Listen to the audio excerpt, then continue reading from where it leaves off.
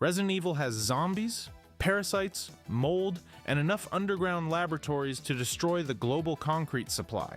But the series lasts because its people carry every outbreak into the next one. Some become heroes, some become villains. Most are a little harder to classify. These are the choices, betrayals, infections, and losses that turned ordinary survivors into the characters we recognize. Mr. X was not random. Mr. X does not hate Leon. He is not angry, lost, or personally invested in the police station. He is working. Umbrella sends the trench-coated tyrant into a dying city to recover valuable property and remove the people who can expose it. Mr. X is not the outbreak, he is the cleanup crew, what happened before he landed. To understand Mr. X's assignment, we need to rewind to William Birkin's laboratory beneath Raccoon City. Birkin had spent years developing G, a virus with regenerative and reproductive abilities far beyond the T-virus. Umbrella funded the work, owned the facility, and considered the research company property. Birkin increasingly believed the project belonged to him. When he tried to use the G-virus as leverage and explored selling it to the United States government, Umbrella sent its security service to take the samples back. The operation was supposed to be quiet. The team was ordered to secure Birkin and recover the virus. Instead, Birkin resisted. One soldier opened fire, and the scientist was left dying beside his life's work. So naturally, he injected himself with it. Birkin mutated, attacked the team, and shattered containers holding T-virus samples. Contaminated rats moved through the sewer system and helped push Raccoon City's existing infection crisis into a full, citywide catastrophe. One member of the recovery unit escaped with a G sample. That was Hunk, Umbrella's legendary operative, and the man whose survival strategy appears to be refusing to participate emotionally in the plot. Hunk's escape is useful because it separates two Umbrella operations that are often blended together. The first operation is the raid on Birkin's laboratory. Human members of the Umbrella Security Service enter Nest, confront Birkin, take his case of G samples, and begin withdrawing. Birkin's mutation destroys almost the entire unit, but Hunk eventually reaches an extraction point with one sample. The second operation is the Tyrant deployment. Mr. X arrives after the city has fallen much further, when police resistance is collapsing and surviving witnesses are moving through the station. Mr. X is therefore not sent to help Hunk fight Birkin in the original raid. He is part of Umbrella's response to everything the raid unleashed. This matters because it reveals how the company handles failure. It does not pause, warn the city, or reconsider whether recovering G is worth the cost. It sends another asset with a narrower set of orders. The Umbrella Security Service has already been nearly wiped out. Fine. Use a creature that does not fear death, require extraction, or ask why the laboratory floor is covered in former colleagues. But one recovered vial did not solve Umbrella's problem. Birkin was still mutating beneath the city. His wife Annette remained in the laboratory. Research data and additional samples were unaccounted for. Survivors were moving through areas connected to Umbrella facilities. The police department contained officers who had spent months investigating the company. Umbrella needed an asset that could enter the chaos, identify targets, withstand the infected population, and keep pursuing even after ordinary soldiers would be overwhelmed.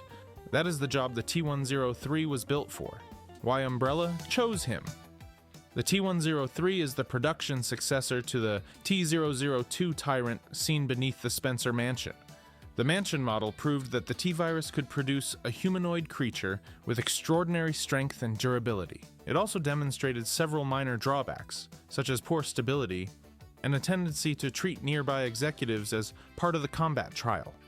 The T-103 line improved control. These tyrants looked more human, could accept basic commands, identify objectives, and remain in a limited form while operating in the field. They were also easier to deploy than the Mansion prototype. Umbrella could transport them inside specialized capsules and release them close to an objective. In the original game, a helicopter drops the Tyrant into the police station area. In the remake, his exact arrival is presented with less ceremony, but the result is the same. Umbrella inserts him behind the city's collapsing lines. That is a very different use from releasing T-002 inside a controlled laboratory chamber. Mr. X is a field product. He has to cross rooms he was not trained in, recognize doors and obstacles, navigate around infected creatures, and continue tracking targets when he temporarily loses sight of them. He does not demonstrate human reasoning, but he demonstrates enough environmental awareness to operate without a handler walking beside him. For a biological weapon, that is a major advance. The model sent to the police station is commonly called T-00. Fans call him Mr. X, a name popularized outside the original game, and now far more convenient than pretending anybody casually says T-00 during a chase. His code is part of his control system. It protects him and helps suppress further mutation. Underneath it, the tyrant's body is constantly capable of becoming something worse. As long as the limiter remains intact, Umbrella gets the version that walks, tracks, and follows the mission. Destroy the restraint and inflict enough damage, and the body can become a super tyrant. The orders behind the hunt. So what exactly was the mission? In the original Resident Evil 2, the clearest answer has two parts. First, Mr. X is sent to eliminate personnel and survivors inside the Raccoon Police Department. The station contains witnesses to the outbreak and members of a police force that had begun investigating Umbrella. Even if most officers are already dead or infected, any survivor could carry documents, testimony, or physical evidence out of the city. Second, he is ordered to recover a G-Virus sample. This is where Sherry Birkin's pendant becomes important. In the original game, Annette places a G-Virus sample inside Sherry's locket. That turns a 12-year-old girl into a moving biological evidence container without her knowledge. Mr. X pursues her because his objective is connected to what she is carrying. In Claire's second scenario, the tyrant reaches Sherry, lifts her by the head, and takes the pendant.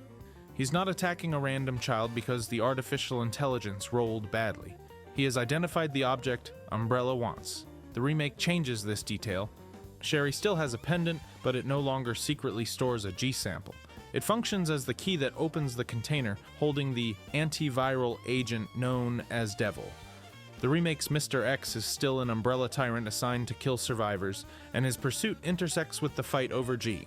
But we should not copy the original pendant mission into the remake, as if every detail is identical. Resident Evil 2 also presents overlapping scenarios rather than one perfectly literal sequence. Leon A, Claire B, Claire A, and Leon B cannot all happen exactly as shown. The remake repeats major events from different perspectives too. The accepted story is a composite. Leon and Claire both survive, Sherry is infected and cured, Ada obtains access to the G-Virus conflict, Birkin mutates repeatedly, and a tyrant pursues survivors. Trying to turn every boss fight into courtroom evidence is how a simple lore video becomes an 8-hour corkboard. The important point survives every version. Mr. X enters the city as an Umbrella asset with a cleanup and recovery purpose. The remake also makes his witness elimination role feel broader, because he attacks almost every unapproved human he encounters. He kills Ben Bertolucci in his cell and attacks Leon immediately afterward. Ben is especially significant. He is an investigative journalist who uncovered links between Chief Irons and Umbrella. If anyone inside the police station represents dangerous testimony, it is the man literally imprisoned for knowing too much. Mr. X crushing Ben's skull through a wall is not subtle, neither is Umbrella. Chief Irons occupies a strange category. He is already an Umbrella collaborator, but he is unstable, surrounded by evidence, and unlikely to be useful once the city falls. The tyrant's mission is not to rescue compromised assets, it is to reduce the number of uncontrolled survivors. That is why the term cleanup is more accurate than assassination. Mr. X is not sent for one political murder. He is sent to close several loose ends with the same pair of hands. Why, there were 6. And he was not the only tyrant deployed. Umbrella transported 6 T-103 units into Raccoon City. One was assigned to the police station. The other 5 were deployed against United States Special Forces near the P-12A incineration facility. Those soldiers had entered the city during a separate government operation connected to Umbrella's research. Sending multiple tyrants against them gave Umbrella a chance to neutralize a threat and collect real combat data at the same time. The remains tell the story. In Resident Evil 3, the disposal facility contains dead tyrants and dead soldiers. The units were not invincible. They were weapons dropped into a battle to see what survived. Those 5 units also answer a common question. If Mr. X was unique, why did Umbrella risk him on Leon and Claire? He was not unique in the way Nemesis was. The T-103 had reached a stage of production where several could be deployed together. Losing a unit was expensive, but acceptable if it protected G research, killed government soldiers, or produced combat data. Nemesis, by comparison, represented a more specialized European project built around the NE Alpha parasite. Mr. X is frightening partly because he is not a one-off miracle. Umbrella made a batch. The implication is worse than one immortal stalker. Somewhere inside the company, there is a production chain. How Mr. X thinks. This changes the way we should read Mr. X's behavior. He does not sprint around the station in blind hunger like a zombie. He searches. He reacts to sound. He follows routes. He can ignore infected creatures that are irrelevant to his assignment. In the remake, he moves through the station with the patience of something that does not need to rest, panic, or wonder whether the footsteps upstairs are a good sign. For the player, his slow walk feels almost theatrical. For Umbrella, it is economical. Why waste energy charging when every exit leads deeper into a sealed city? He also does not need to understand the full political context. Umbrella does not sit him down and explain corporate espionage, William Birkin's contract dispute, or why the orphanage records would look bad in Discovery. He needs target recognition and simple orders. Find survivors, recover the sample, remove witnesses.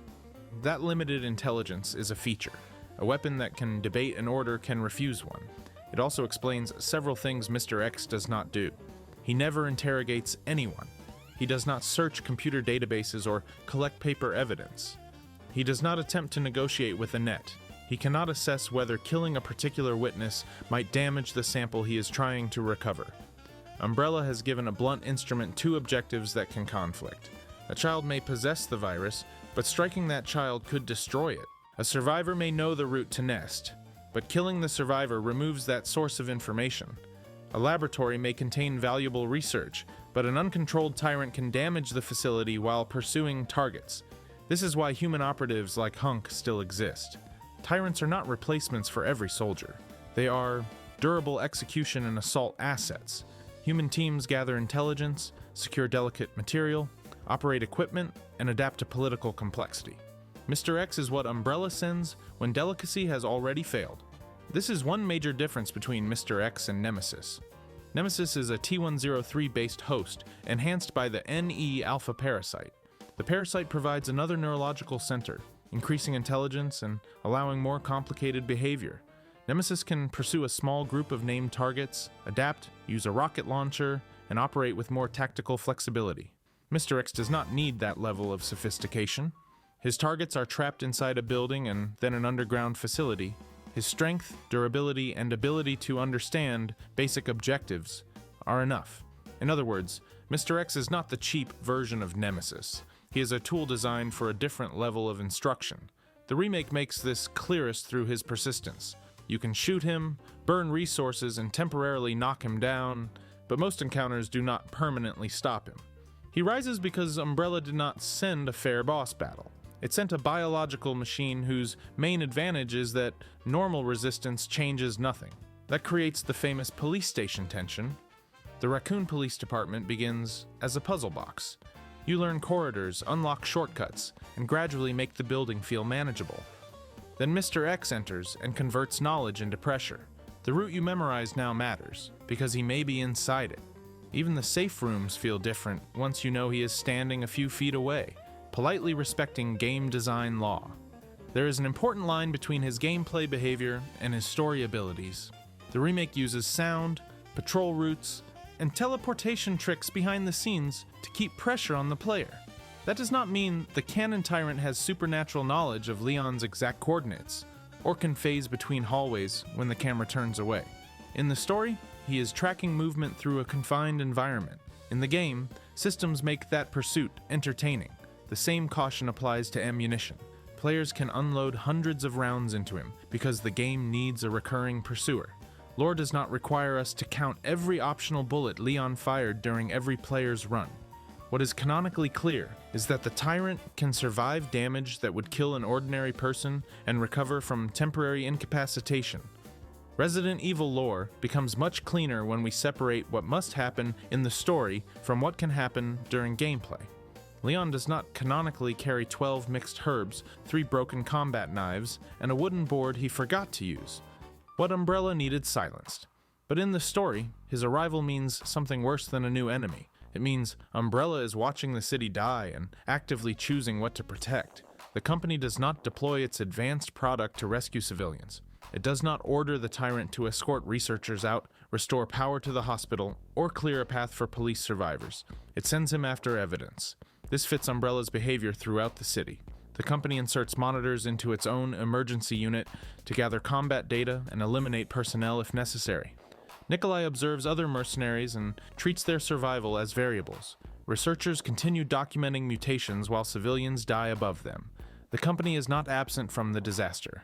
It is harvesting information from it. Mr. X is one part of that harvest, If he kills armed survivors, Umbrella learns how the T-103 performs against human resistance. If he reaches a designated object, Umbrella learns whether its target recognition system works. If he mutates under damage, researchers gain data about the limiter and the super tyrant state. From this perspective, his mission has 3 layers. Recover the G-Virus if possible. Erase witnesses who threaten the company. Generate combat data no matter what happens. The first 2 can fail while the third succeeds automatically. The monster doing paperwork. That is the moral purpose of Mr. X. He turns Umbrella's priorities into a body. Every step says the same thing. The virus is valuable. The witness is disposable. Consider the people inside the station. Marvin Braina is trying to help survivors while fighting his own infection. Chief Irons has corrupted the department and endangered his officers. Ben Bertolucci has information about Umbrella and the chief. Leon is a rookie who arrived late and knows almost nothing. Claire is a civilian searching for her brother. Sherry is a child carrying the consequences of her parents' work. To Mr. X, their different histories do not matter. If they threaten the mission, they become targets. This flattening of people into mission categories is exactly how Umbrella thinks. Birkin is not a scientist who devoted his life to research. He is an employee withholding property. Sherry is not his daughter. She is a possible sample carrier. Leon and Claire are not survivors. They are uncontrolled witnesses. The tyrant is not alive in any morally relevant sense. It is inventory. Mr. X's design reinforces that loss of identity. He has a human shape, wears clothes, and follows instructions, but he has no public name. T-00 is a designation. Mr. X is a nickname. Whatever human material existed at the beginning of the process has been erased beneath the product. That is why he is more unsettling than a giant animal. He looks close enough to a person for us to search for personality, then gives us none. No anger, no pleasure, no speech, just task completion. The fedora and coat make that emptiness even stranger in the remake. They give him the outline of a man walking to an appointment. His face is pale but composed. His posture is controlled. He does not snarl continuously or crawl across the ceiling. Then he lifts a helicopter, breaks through a wall, or folds a reporter's skull with one hand. The visual design creates a thin layer of civilization over engineered violence, which is basically Umbrella's entire corporate brand, until the limiter fails. Near the end of Leon's escape, the tyrant loses the coat and mutates into the super tyrant. Its claws extend, its speed increases. The controlled silhouette becomes a mass of exposed muscle and aggression. For Umbrella, this is both an emergency state and a design flaw. The creature becomes stronger precisely as it becomes less suitable for recovery work. It may destroy the sample, the facility, or anything else in front of it. The company has once again built a weapon whose maximum power arrives when its control is collapsing. Leon finally kills the super tyrant with an anti-tank rocket launcher supplied by Ada. It is one of the most satisfying moments in the series, partly because the solution to Umbrella's 20-year research program turns out to be a very large tube. But even Mr. X's death can be slightly confusing, because the original game uses scenario structure. In Claire's route, William Birkin can be the creature that destroys the tyrant. In Leon's route, Leon fights the super tyrant. The remake maintains different encounters while presenting both campaigns as parallel interpretations. The safe conclusion is not that the city contained an infinite cupboard of identical trenchcoat men. It is that T-00 was deployed, pursued the survivors, and was destroyed during the final collapse of Nest. There has been years of debate over whether the original scenarios imply two separate T-00 units, because different routes show the tyrant dying in different ways. Capcom's later storytelling treats the scenarios as alternative views, rather than four perfectly additive timelines. The remake makes the same point by allowing both campaigns to contain repeated events. So the useful question is not, did Leon's version or Claire's version happen, frame for frame? It is, what facts remain true in the combined history? A T-103 Tyrant was deployed. It targeted survivors associated with the police station.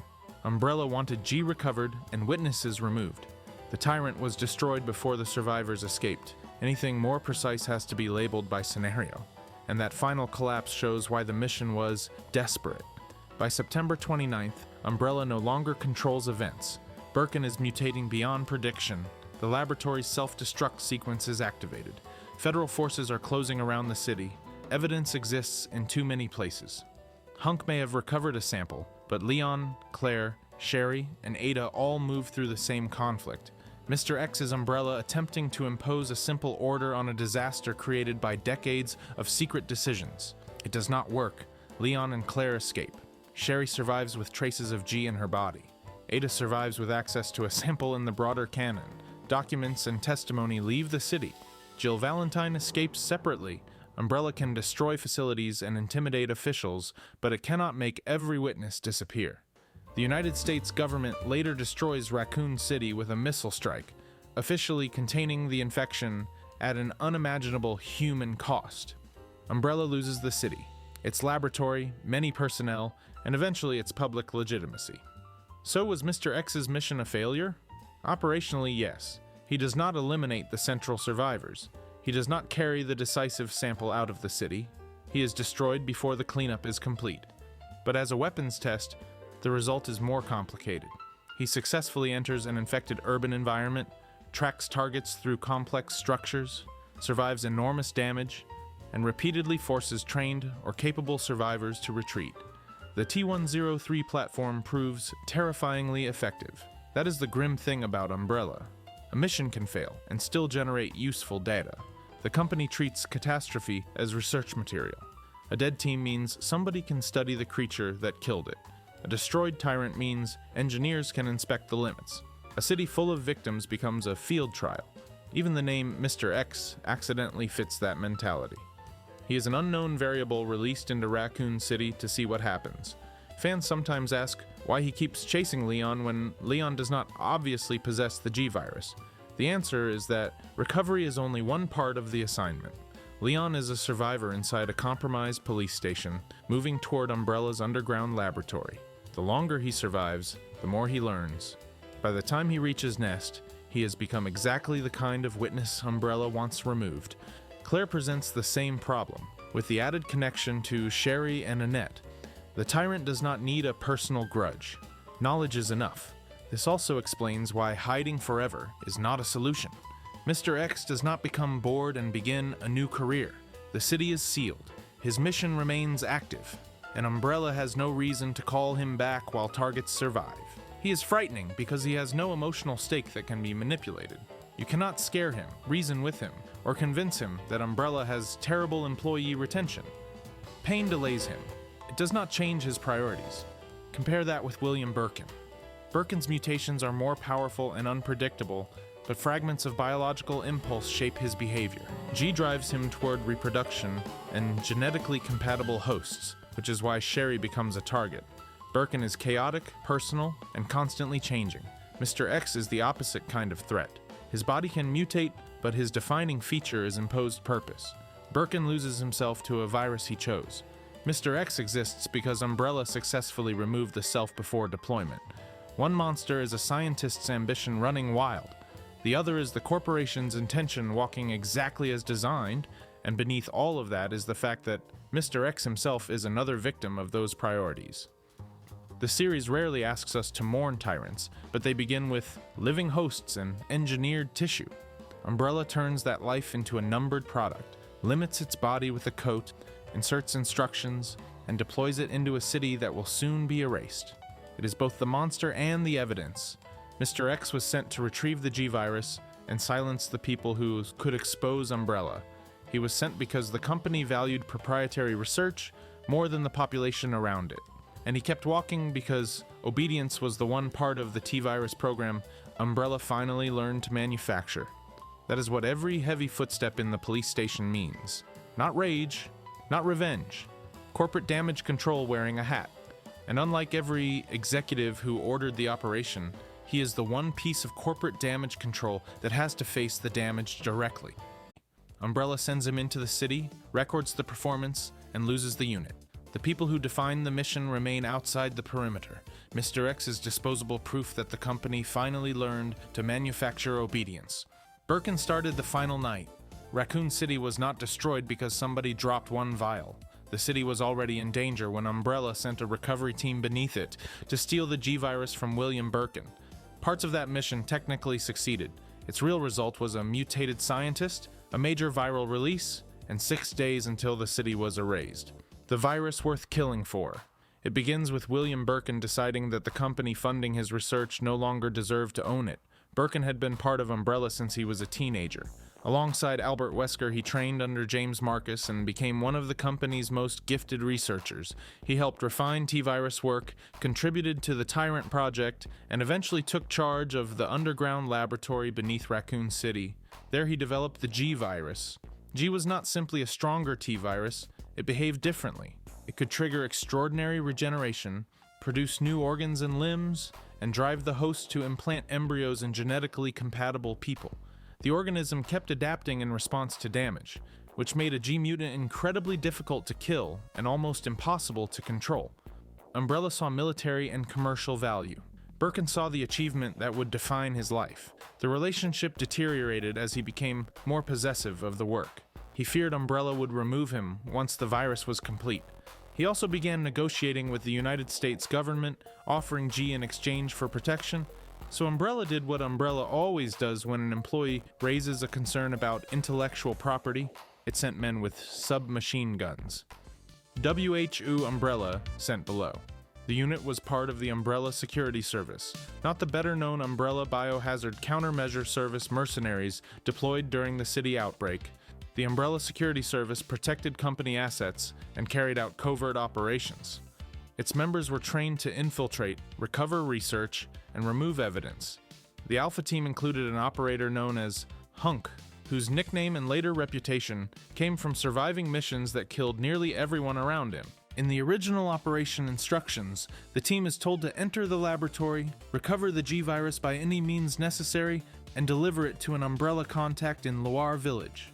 The remake adds an important detail through the Special Forces recording. The unit is told to take Birkin quietly. They observe him collecting the G-Virus and an antiviral agent. The intention is recovery, not allowed execution in the middle of a laboratory. That distinction matters because Birkin's shooting is often described as the mission going exactly according to plan. It did not. The team corners him. Birkin refuses to surrender the case. A soldier identified in expanded material as J. Martinez, also known as Ghost, opens fire when Birkin reaches toward his weapon. Birkin collapses. The team takes the case and leaves him bleeding on the floor. Hunk reprimands the shooter. Their orders were not to panic and fill the lead researcher with bullets beside the most dangerous samples in the building. For a few minutes, Umbrella appears to have what it wants. Then Annette Birkin reaches her husband. William knows he is dying. He also knows Umbrella has taken G, so he injects himself with a remaining sample. This is not a medical gamble in any normal sense. Birkin understands the virus better than anyone. He knows it can regenerate tissue, but he also knows what it does to hosts. He chooses mutation because the alternative is death and the loss of his work. G repairs the gunshot damage and begins rebuilding him into something else. His right arm enlarges. A new eye forms in the shoulder. His strength rises beyond human limits. The virus changes his body as fast as injury demands, while his mind starts disappearing beneath its reproductive drive. The trigger that changed everything. Birkin follows the Alpha team into the sewers. What happens next is one of the most important scenes in Resident Evil history. The operators are moving with the case when the mutated Birkin attacks. He kills them through the tunnels, one by one. During the violence, containers holding T-Virus samples are crushed or dropped. Glass breaks. Viral material spills into the sewer. Rats consume or contact it, then move through the city's underground infrastructure. Resident Evil Outbreak visualizes this directly in its opening. Birkin tears through the team, vials break, and an infected rat carries the danger onward. Later official summaries describe infected mice or rats helping spread the T-Virus through Raccoon City. That does not mean one rat personally bit the entire population before lunch. The sewers connected laboratories, waste systems, waterways, and urban spaces. A large rat population could contaminate water, infect other animals, and introduce the virus in many locations. Once people became infected, bites and bodily fluids created additional chains. How Raccoon City was infected. The raid supplied acceleration. Raccoon City was already in danger. The operation created a major new release at the center of its infrastructure, while simultaneously unleashing William Birkin as a G-mutant. That is why the most accurate description is not that Alpha Team caused every infection. Resident Evil 6's own file on Sherry says the Commando mission coincided with the T-virus leak and that this confluence contributed greatly to the city's destruction. Confluence is the key word. Multiple streams of failure met at once. The Arklay laboratory had already leaked the T-virus months earlier. The Mansion incident in July killed researchers and exposed the STARS teams. Infected dogs and wildlife were connected to violent incidents in the mountains. Survivors like Jill and Chris tried to expose Umbrella, but the company used its influence to suppress the investigation.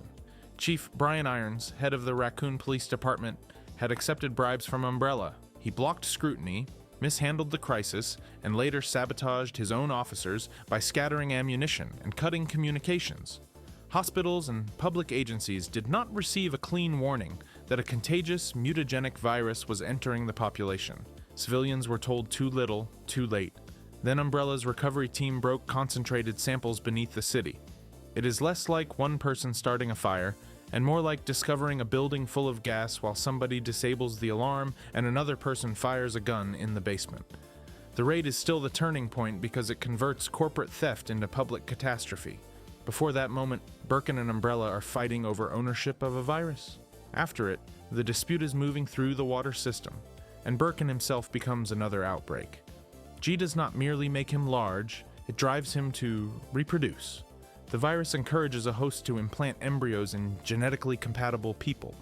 Close genetic relatives have the highest chance of successful development. That makes Sherry Birkin, William's 12-year-old daughter, his ideal target. The man who injected himself to protect his life's work begins stalking his own child because the virus recognizes her body as compatible material. This is where the human cost of the mission becomes more than a number. Umbrella wants Birkin's research. Birkin wants ownership. Annette wants to protect the laboratory and contain G. Every adult treats the project as the center of the conflict, while Sherry is left alone inside a dying city, wearing a pendant her mother gave her. In the original game, that pendant secretly carries a G sample. In the remake, it unlocks the container holding the antiviral treatment. The continuity differs, but the cruelty remains. Sherry is surrounded by people who turn her into a piece of the virus problem without giving her a choice. Birkin eventually infects her with a G embryo. Claire has to retrieve the antiviral agent and remove it before the mutation consumes her. Even after treatment, trace G remains in Sherry's body, giving her regenerative abilities and making her valuable to the United States government. So the raid does not end in the sewer. It changes Sherry's entire life. What happens to Alpha Team is just as revealing. Most of the operators die within minutes. Hunk is knocked unconscious or separated during Birkin's attack, then wakes after the city has deteriorated. He contacts Umbrella and is ordered to reach an extraction point with the sample.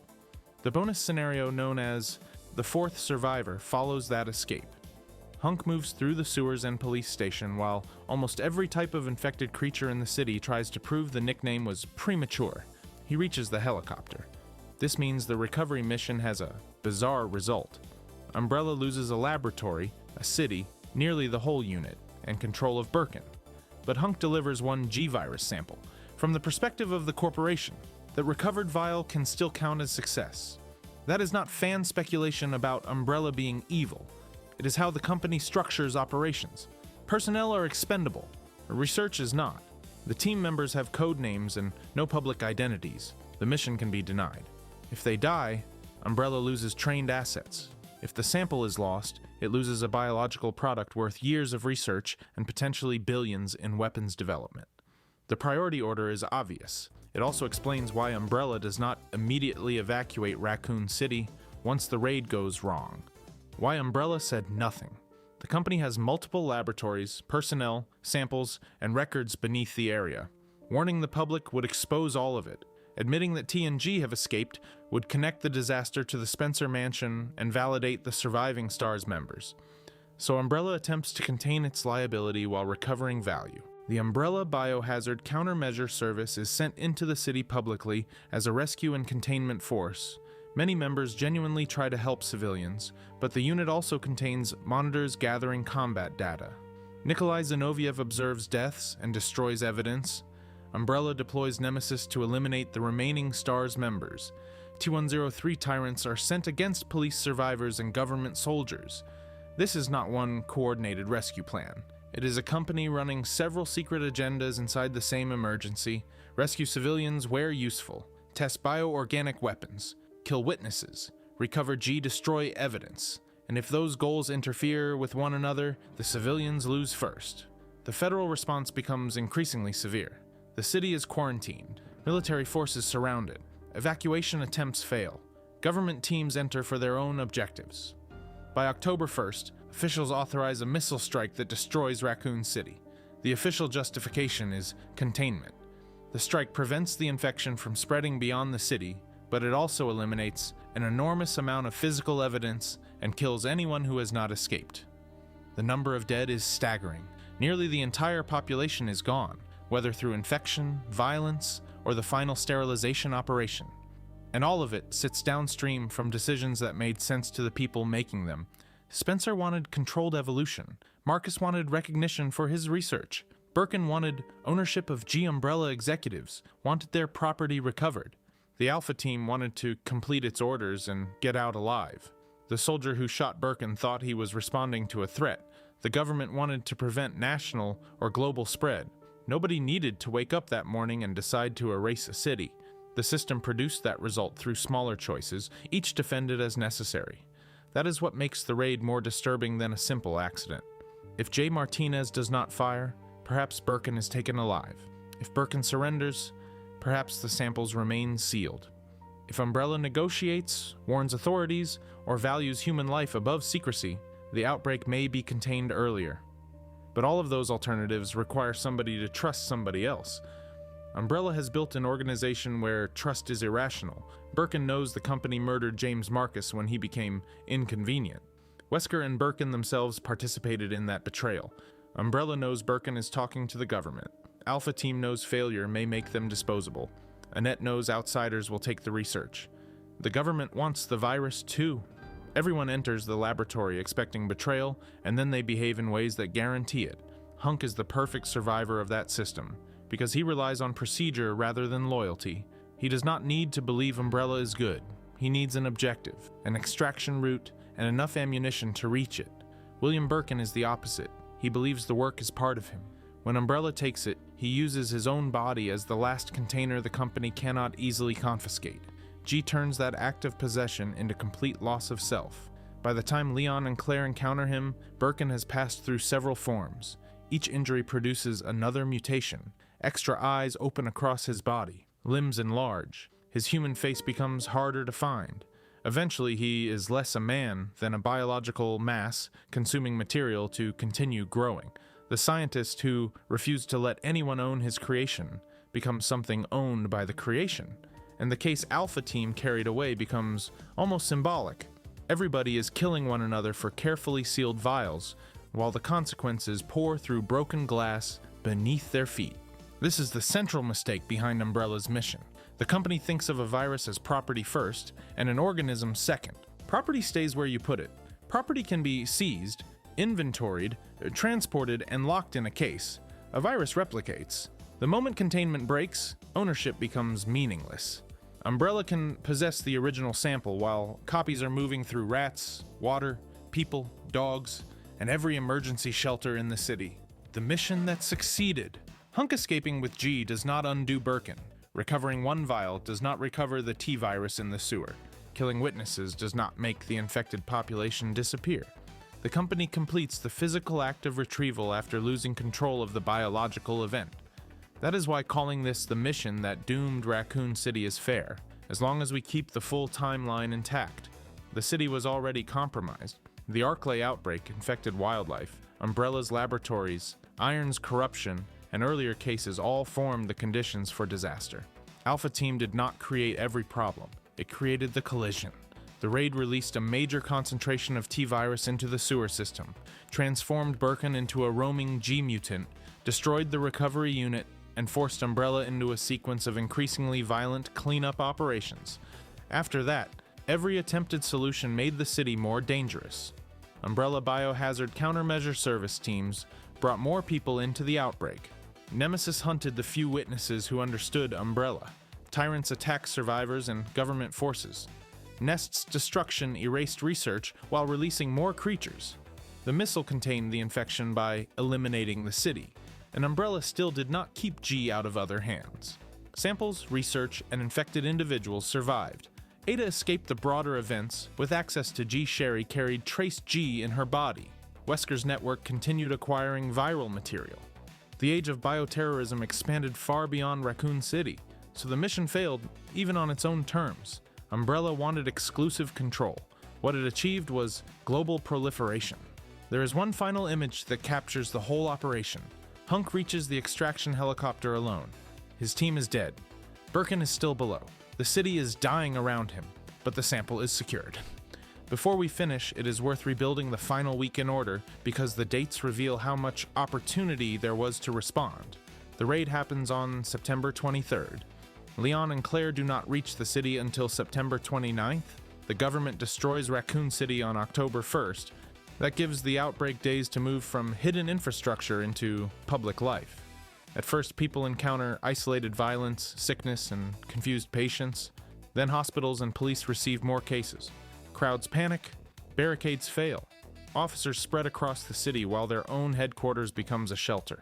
Resident Evil Outbreak is especially useful here because its survivors are ordinary residents, workers, and public employees. They move through a bar, hospital, university, hotel, subway, and other civic spaces while the disaster grows. The game shows that Raccoon City did not simply switch from normal to empty when Leon's Jeep crossed the boundary. People fought to keep it alive. By September 29th, that fight has mostly been lost. Leon arrives late because he was instructed to stay away before beginning his new job. Claire arrives looking for Chris. Their famous first meeting happens after police lines, public warnings, and evacuation attempts have already broken down. The deserted streets are not evidence that nobody responded. They are evidence that the response was consumed. The route of infection explains why. The sewer release created many possible starting points rather than one obvious patient. Rats can move between waste systems, food stores, buildings, and surface streets.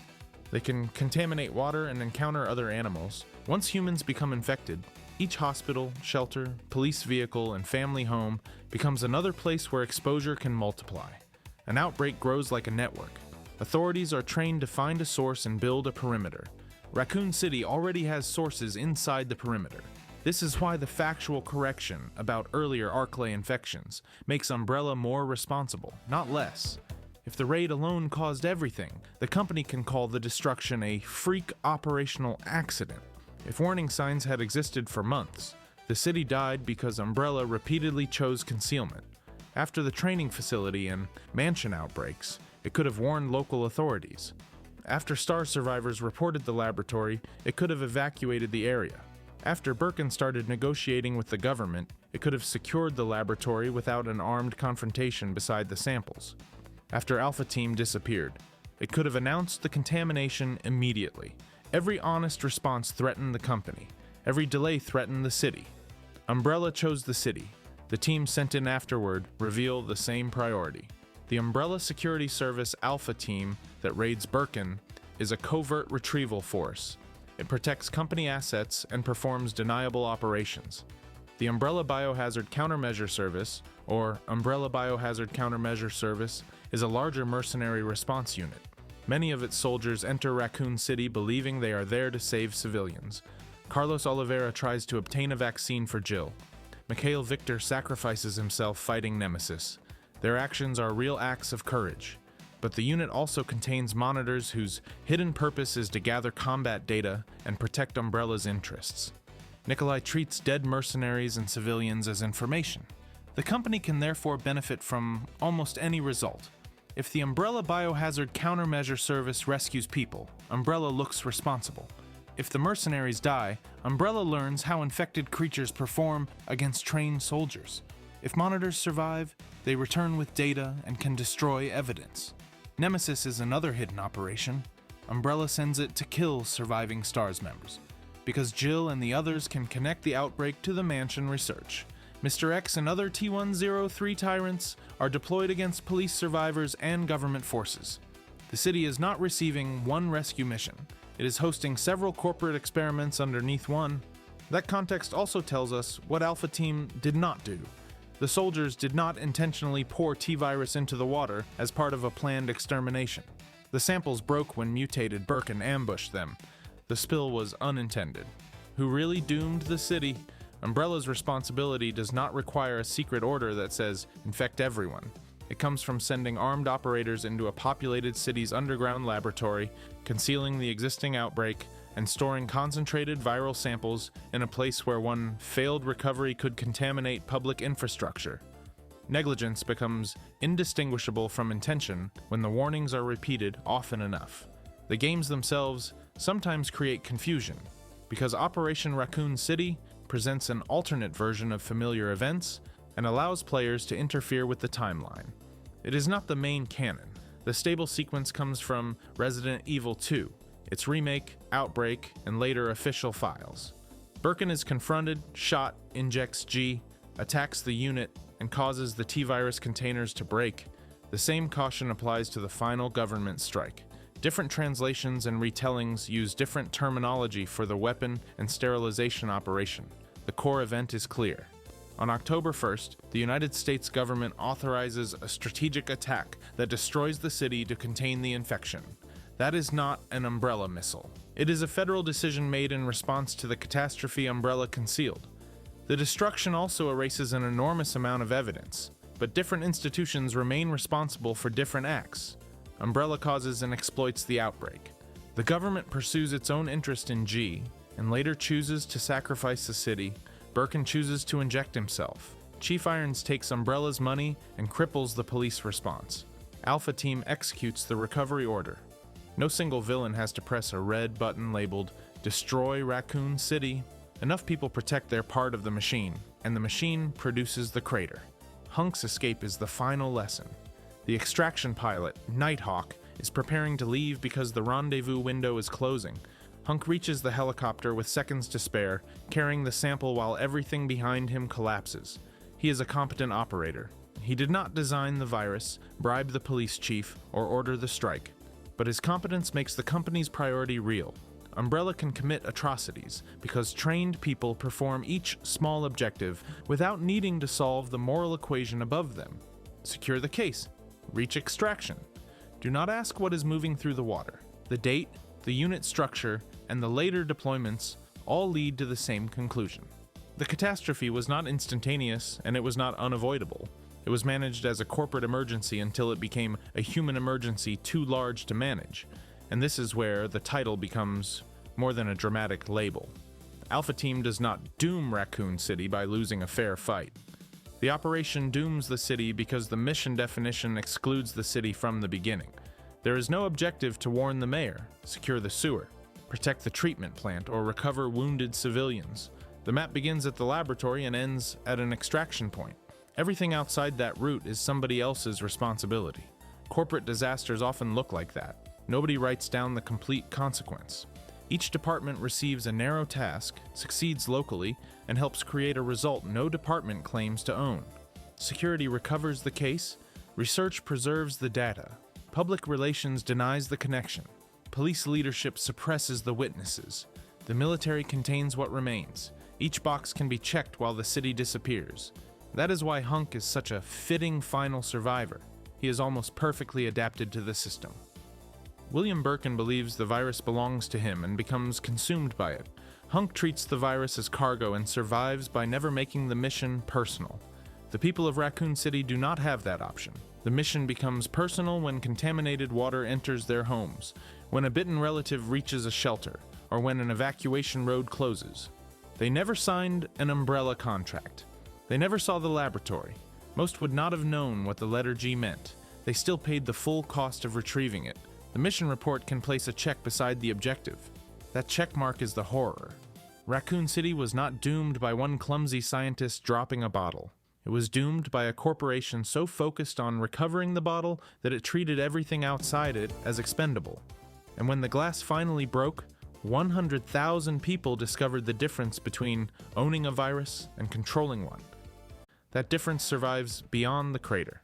Umbrella can recover a sample and sell research, but it cannot recover the years Raccoon City should have had. Leon, Claire, Jill, Sherry, Carlos, and the other survivors carry fragments of the event into every later story. The virus escapes his biology. The disaster escapes his memory. Both spread farther than the Case Alpha team was ordered to secure.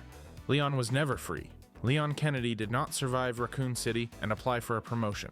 Government agents took him and Sherry Birkin into custody, recognized that both were useful, and made Leon an offer he could not safely refuse. By Resident Evil 4, he looks like the perfect government agent. His career actually begins with a 12-year-old girl being used as leverage, a cop for one day. Before the outbreak, Leon is not a secret agent. He is a 21-year-old rookie police officer scheduled to begin work with the Raccoon Police Department. Why he arrives late differs slightly across versions. The original materials describe him being delayed after a breakup and oversleeping. The remake simplifies the explanation. Leon receives a warning to stay away, hears nothing further, and drives toward the city to investigate. Either way, his first day is not a normal shift. He reaches Raccoon City on September 29, 1998. There is no functioning police reception, no orientation, and no older officer patiently explaining the health plan. The streets are full of infected civilians. The police station has collapsed from the inside. Most officers are dead, missing, or turning. Leon meets Claire Redfield during the chaos. They are separated almost immediately and agree to reach the station independently. Inside, Leon finds Lieutenant Marvin Branagh, who is wounded and infected, but still trying to protect survivors. Marvin gives Leon practical guidance and treats him like an officer before the department has any real chance to employ him. That brief relationship matters. Marvin represents what Leon thought police work would be: frightened people choosing to help one another because the uniform means something. When Marvin turns, Leon has to confront the fact that duty cannot save the people performing it. Leon then becomes tangled in the fight over the G-Virus. He meets Ada Wong, who presents herself differently depending on the version. In the original, she claims to be searching for her boyfriend, John. In the remake, she claims to be an FBI agent investigating Umbrella. Both stories hide her true role as an operative seeking G for another organization. Leon trusts her because helping people is still his default setting. He also meets journalist Ben Bertolucci, learns about Chief Brian Irons' corruption, moves through Umbrella's underground facilities, and witnesses William Birkin's mutations. At the same time, Claire protects Sherry Birkin. Sherry has been abandoned inside the city by parents consumed with their research. William, transformed by G, targets her because she is a genetically compatible host for an embryo. Annette moves between trying to contain the virus and protect her daughter, much too late to do either cleanly. Claire obtains an antiviral treatment after Sherry is infected. Leon and Claire eventually escape with her as Nest self-destructs. By sunrise, Leon has watched a city die, lost the few police officers he met, discovered a corporate weapons program, been manipulated by Ada, fought a tyrant, and become one of the only witnesses who understands how the catastrophe happened. He also has a child depending on him. That is when the United States government intervenes. The ending is not fully dramatized in Resident Evil 2 itself. It is clarified through Leon's epilogue in Resident Evil 3, and later retold in The Dark Side Chronicles. The government's real offer. Government agents separate or detain the survivors. They know Sherry is connected to G and carries an antibody. They also know she has direct knowledge of Umbrella's research. Leon insists she is innocent and tries to protect her. The agents make their leverage clear. Sherry knows too much. Leon has survived the incident and demonstrated unusual ability. If he wants the situation to end peacefully, he has one choice: work for them. The dialogue does not need an explicit sentence saying, "We will torture Sherry if you refuse." The power imbalance already says enough. Armed federal personnel control the child, her medical treatment, her freedom, and the official story. Leon has no legal team, no independent authority, and nowhere safe to take her. He agrees because refusal cannot protect her. Calling this forced recruitment is therefore accurate, but we should be precise about the form of force. Leon is not dragged into a training room in chains. He is given a choice designed so that only one answer is morally available. That is coercion. It also mirrors the way Resident Evil's villains create obedience. Umbrella uses viruses, contracts, blackmail, and classified operations to turn people into assets. Sadler uses Las Plagas to remove a host's ability to refuse. Eveline infects the Bakers and demands that they become her family. The United States government does not infect Leon. It uses responsibility. He has just proven that he will risk himself for Sherry. The agents convert that virtue into a control mechanism. That is what makes the scene so ugly. If Leon were selfish, the leverage would fail.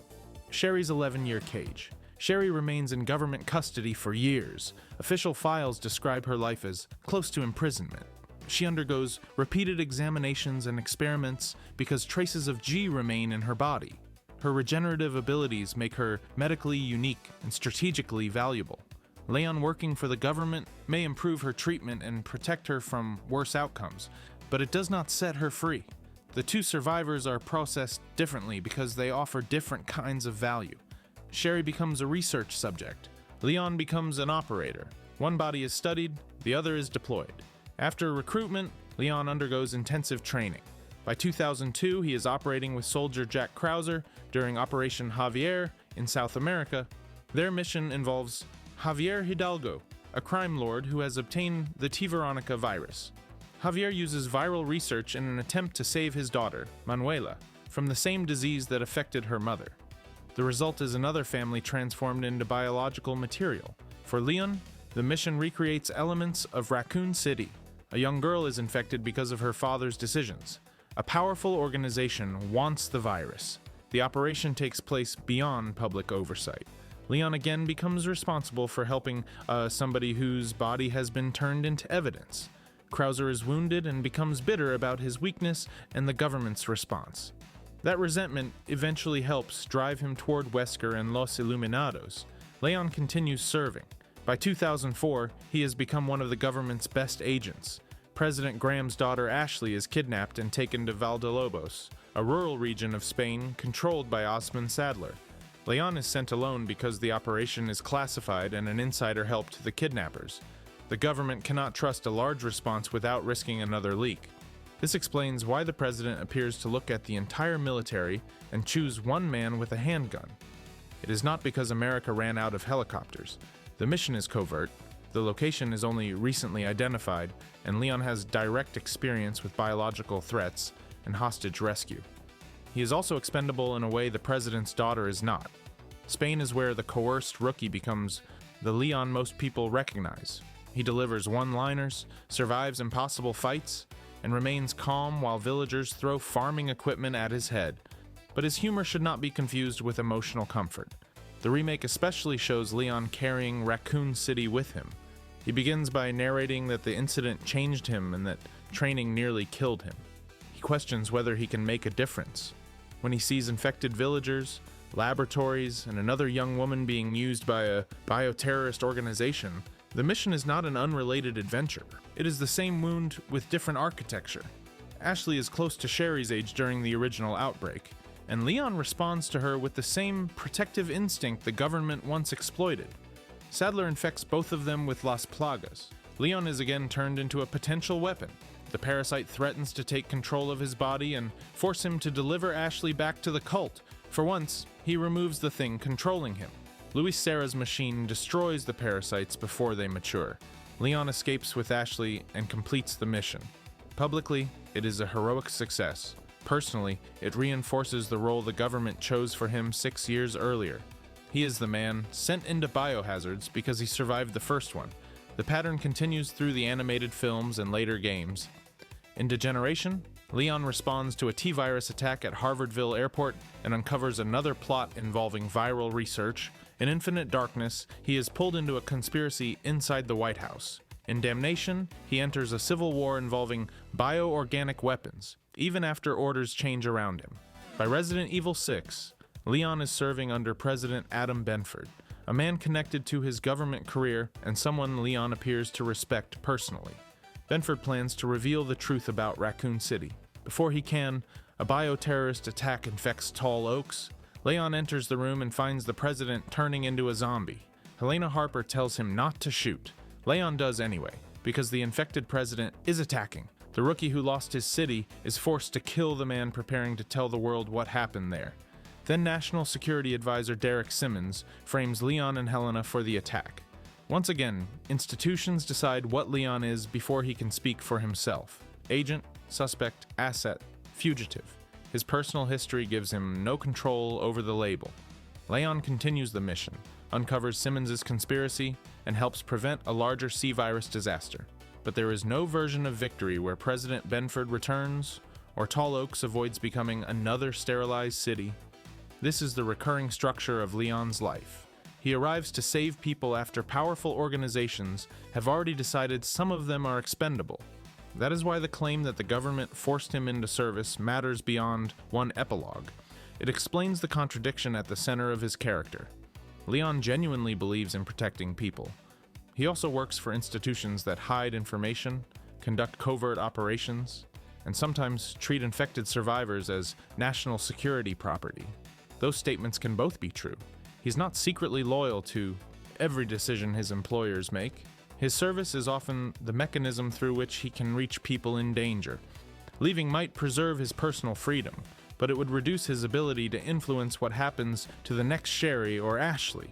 That is how coerced relationships sustain themselves. The institution does not need to threaten him every morning. It gives him resources, responsibilities, relationships, and lives he can only protect from inside. Eventually, the original threat becomes a career, and the career becomes an identity. This is why saying Leon was forced does not mean every later action is involuntary. He chooses to save Ashley. He chooses to help Manuela. He chooses to investigate conspiracies, protect civilians, and keep fighting when retreat would be safer. The government chose the starting position. Leon still makes moral choices inside it. That nuance is important because it would be easy to flatten him into either a helpless victim or a patriotic super agent. He is both more capable and less free than those versions allow. He becomes extremely good at the work. He forms genuine bonds with other agents. He respects Benford. He understands the danger of bioterrorism better than almost anyone alive. If offered the same work later under fair conditions, he might even accept. None of that makes the original offer fair. Consent cannot be added retroactively because somebody adapts. Sherry's later path proves the same point. After years of government custody and testing, she becomes a DSO agent. Official files explain that service gives her a route out of confinement and lets her use her abilities to help people. Like Leon, she takes an imposed condition and finds purpose inside it. That is resilience, not evidence the condition was harmless. The relationship between Leon and Sherry is therefore one of the quietest tragedies in the series. They survive together, then the state separates their usefulness. Leon cannot simply adopt her and disappear. She carries G antibodies and classified knowledge. Any organization possessing her gains access to Research Umbrella, destroyed a city to control. The federal government is not going to let a rookie officer leave with that asset, because he asks politely. So Leon makes the only trade available, his future for her immediate safety. We do not get a scene where he signs the contract or begins training. Resident Evil jumps forward and shows the result. The idealistic officer has become a highly conditioned operative, capable of surviving extreme missions. That missing period may be the harshest part. The remake's opening for Resident Evil 4 fills some of it through images of punishing training. Leon says the training nearly killed him. He is not spending those 6 years attending relaxed seminars on hostage negotiation. How Leon became useful. The government takes a traumatized 21-year-old, puts him through an elite program, and points the finished agent back toward the kind of horror that traumatized him. From an operational perspective, it makes sense. Leon has first-hand biohazard experience, proven courage, and unusual survival ability. From a human perspective, it is taking the person least able to refuse, and making refusal less possible with every new skill. There is also a reason Leon's jokes become part of his appeal. Humor gives him control over a situation for one sentence. He cannot stop the village from being infected, but he can refuse to sound afraid of it. He cannot undo Sadler's sermon, but he can interrupt the performance. The line does not defeat the monster. It protects the part of Leon that decides what the moment means. Sometimes the jokes are ridiculous. Resident Evil 4 would be poorer without them. But beneath the camp is a coping strategy. Leon performs calmness because panic has never helped anybody he was trying to save. That is why his worst moments are often quiet. Watching Ada fall, finding Benford infected, realizing another government conspiracy has placed civilians in danger. He does not collapse because the mission always continues before grief is convenient, and the government benefits from that too. The more resilient Leon becomes, the more dangerous assignments he can receive. Every survival proves he was the correct asset to send next time. This is the same logic Umbrella applies to viral hosts. Survival becomes evidence of utility, what they couldn't take. Leon remains fully human and retains his conscience, which is the difference that matters, but institutions still look at him and see a rare result worth deploying. The rookie survived Raccoon City, the survivor endured training, the agent recovered Ashley, the veteran can handle the next outbreak. At no point does success earn him a normal life, it qualifies him for a harder mission. That is the real cost of the deal he makes after Raccoon City. There are a few details worth separating before we close, because Leon's recruitment is one of those lore points that gets exaggerated until the factual version sounds weaker than it really is.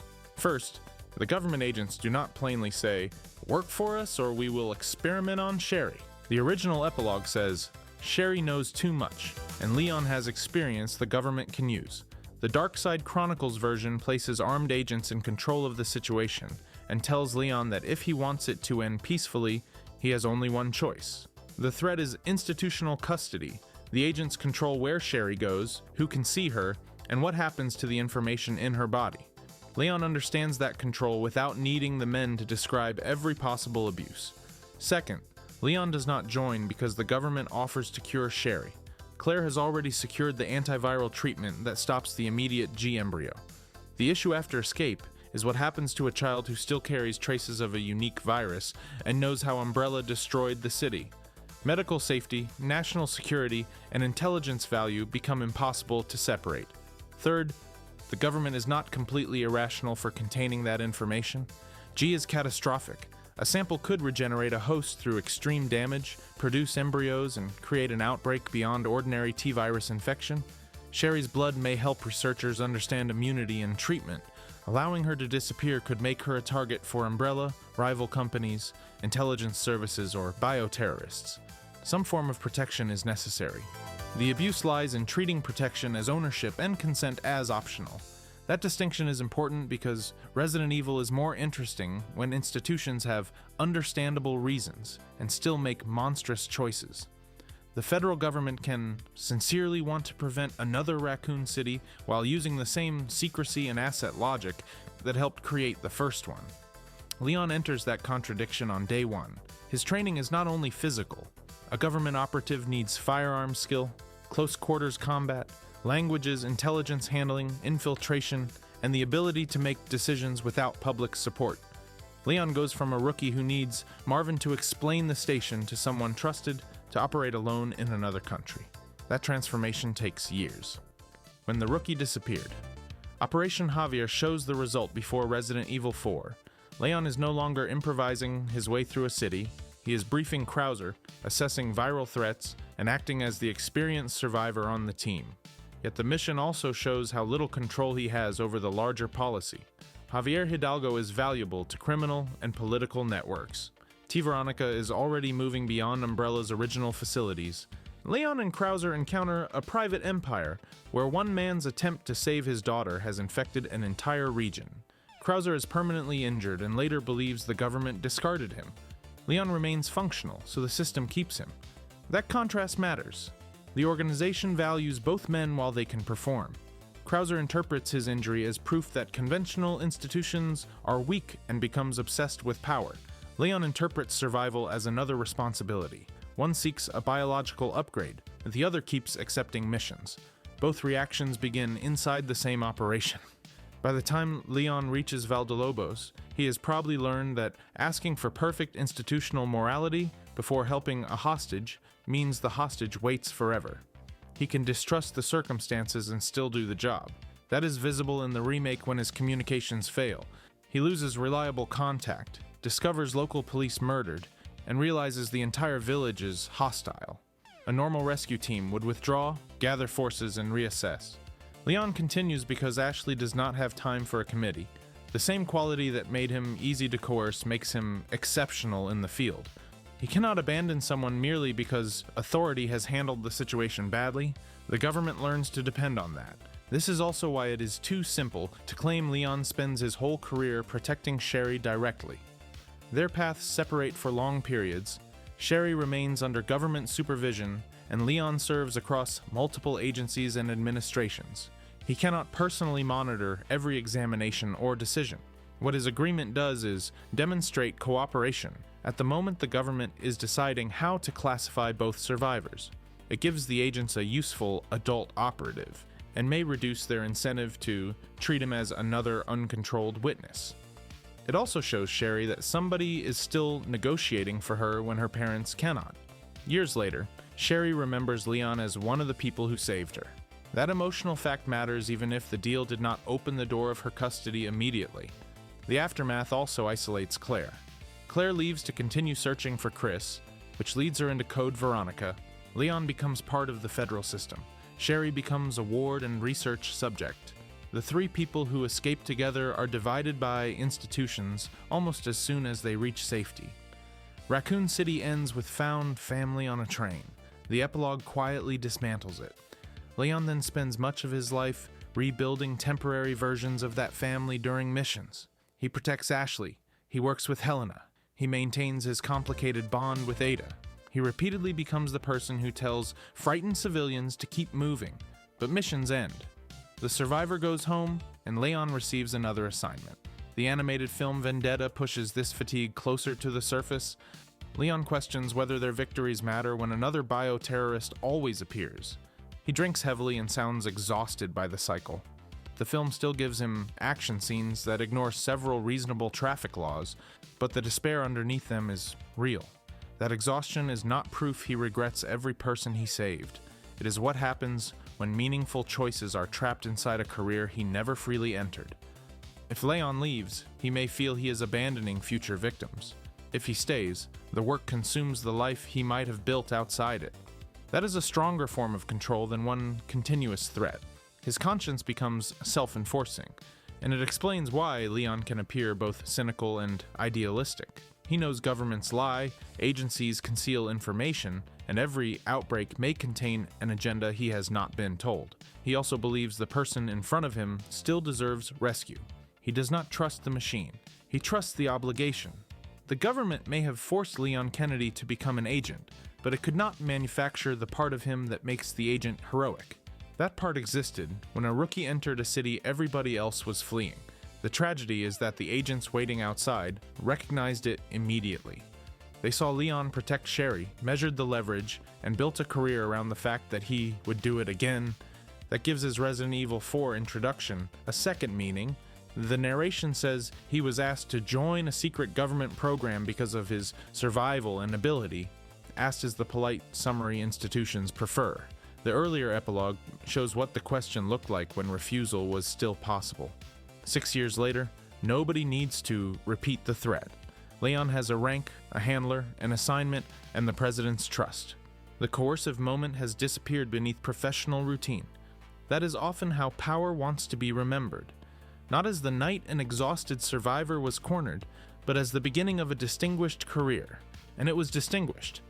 Leon saves heads of state, stops global attacks, and becomes one of the best agents alive. The government did not misjudge his ability. It judged his vulnerability just as accurately. The story does not need Leon to hate every colleague or reject every mission for that to remain true. A person can build pride, friendships, and purpose inside a path they did not choose. In fact, that is what people usually do when leaving is expensive and the work matters. Leon turns coercion into service. The government turns his service into justification. Those are not the same act. He protects Sherry from whatever the agents might do in that immediate moment. He gains the authority to help future victims. He becomes one of the most capable people in the Resident Evil universe, and the frightened rookie who wanted to serve one city never gets to decide whether he wants to serve the government that destroyed it. Leon Kennedy's career begins with a threat disguised as an opportunity. Everything heroic he does afterward belongs to him. The choice that put him there did not. That is the distinction his story keeps asking us to hold. Leon can become proud of the agent he is, without owing gratitude for the coercion that recruited him. He can value the people beside him without trusting every institution above them. The government gained an asset.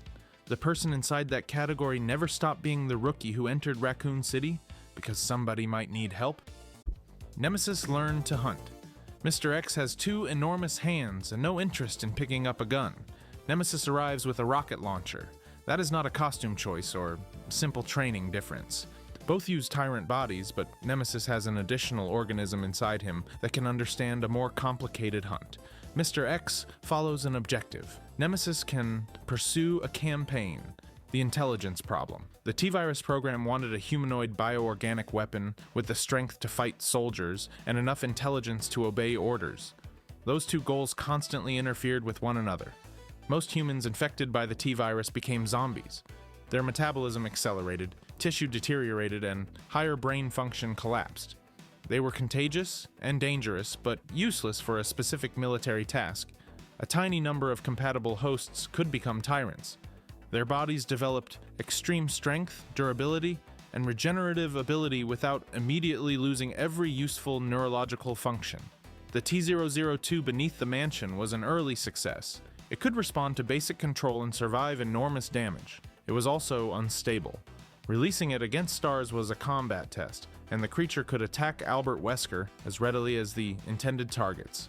Umbrella refined the design into the 2103 line. These mass-produced tyrants were more human in appearance, easier to transport, and capable of receiving basic mission instructions. Their limiter coats suppressed uncontrolled mutation and protected the body.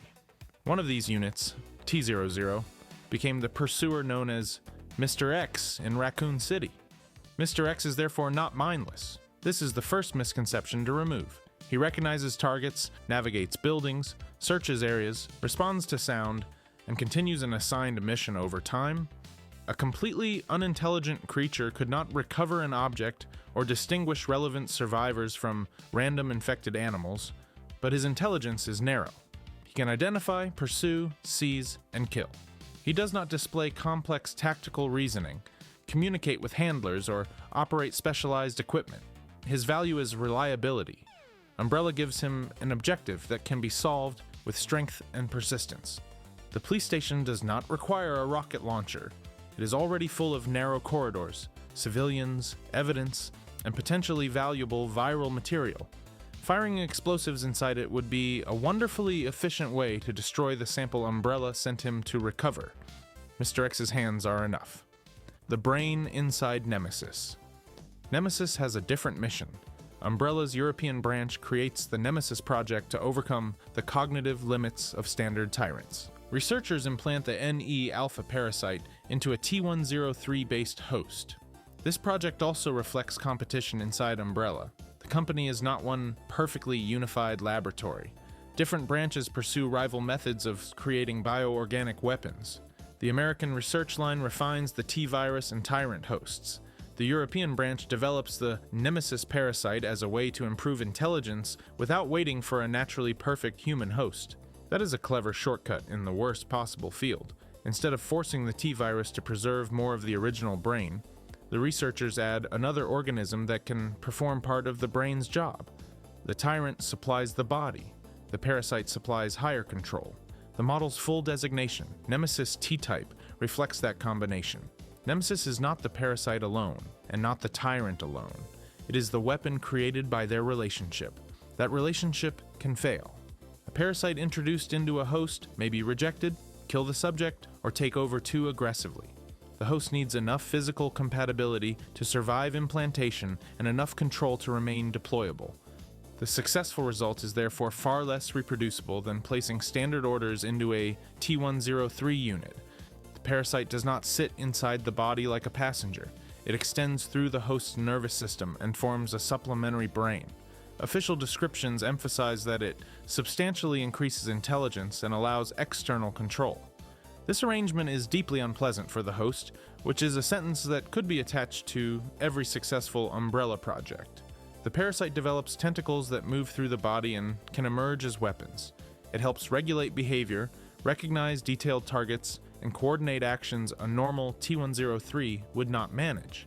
In the remake, those tentacles reveal that Nemesis's intelligence upgrade is also a biological vulnerability.